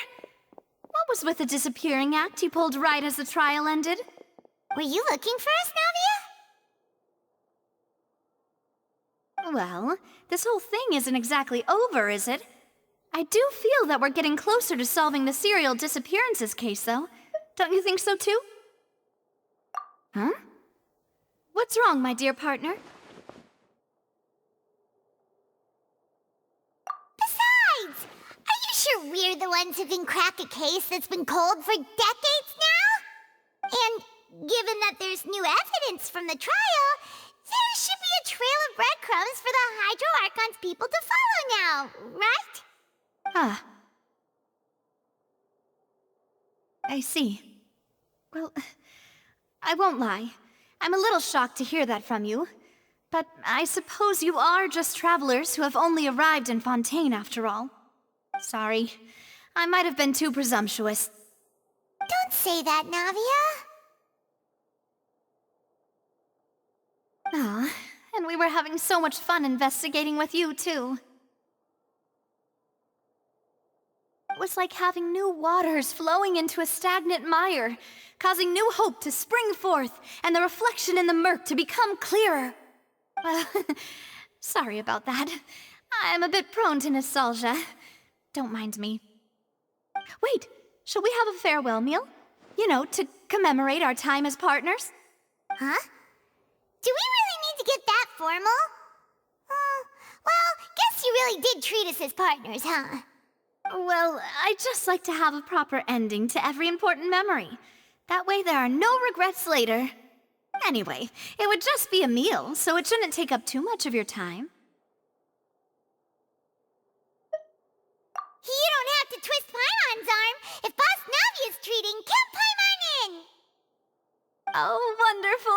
In that case, why don't we return to the court of Fontaine and head to the Hotel de Boer? I believe we'll make it just in time for dinner.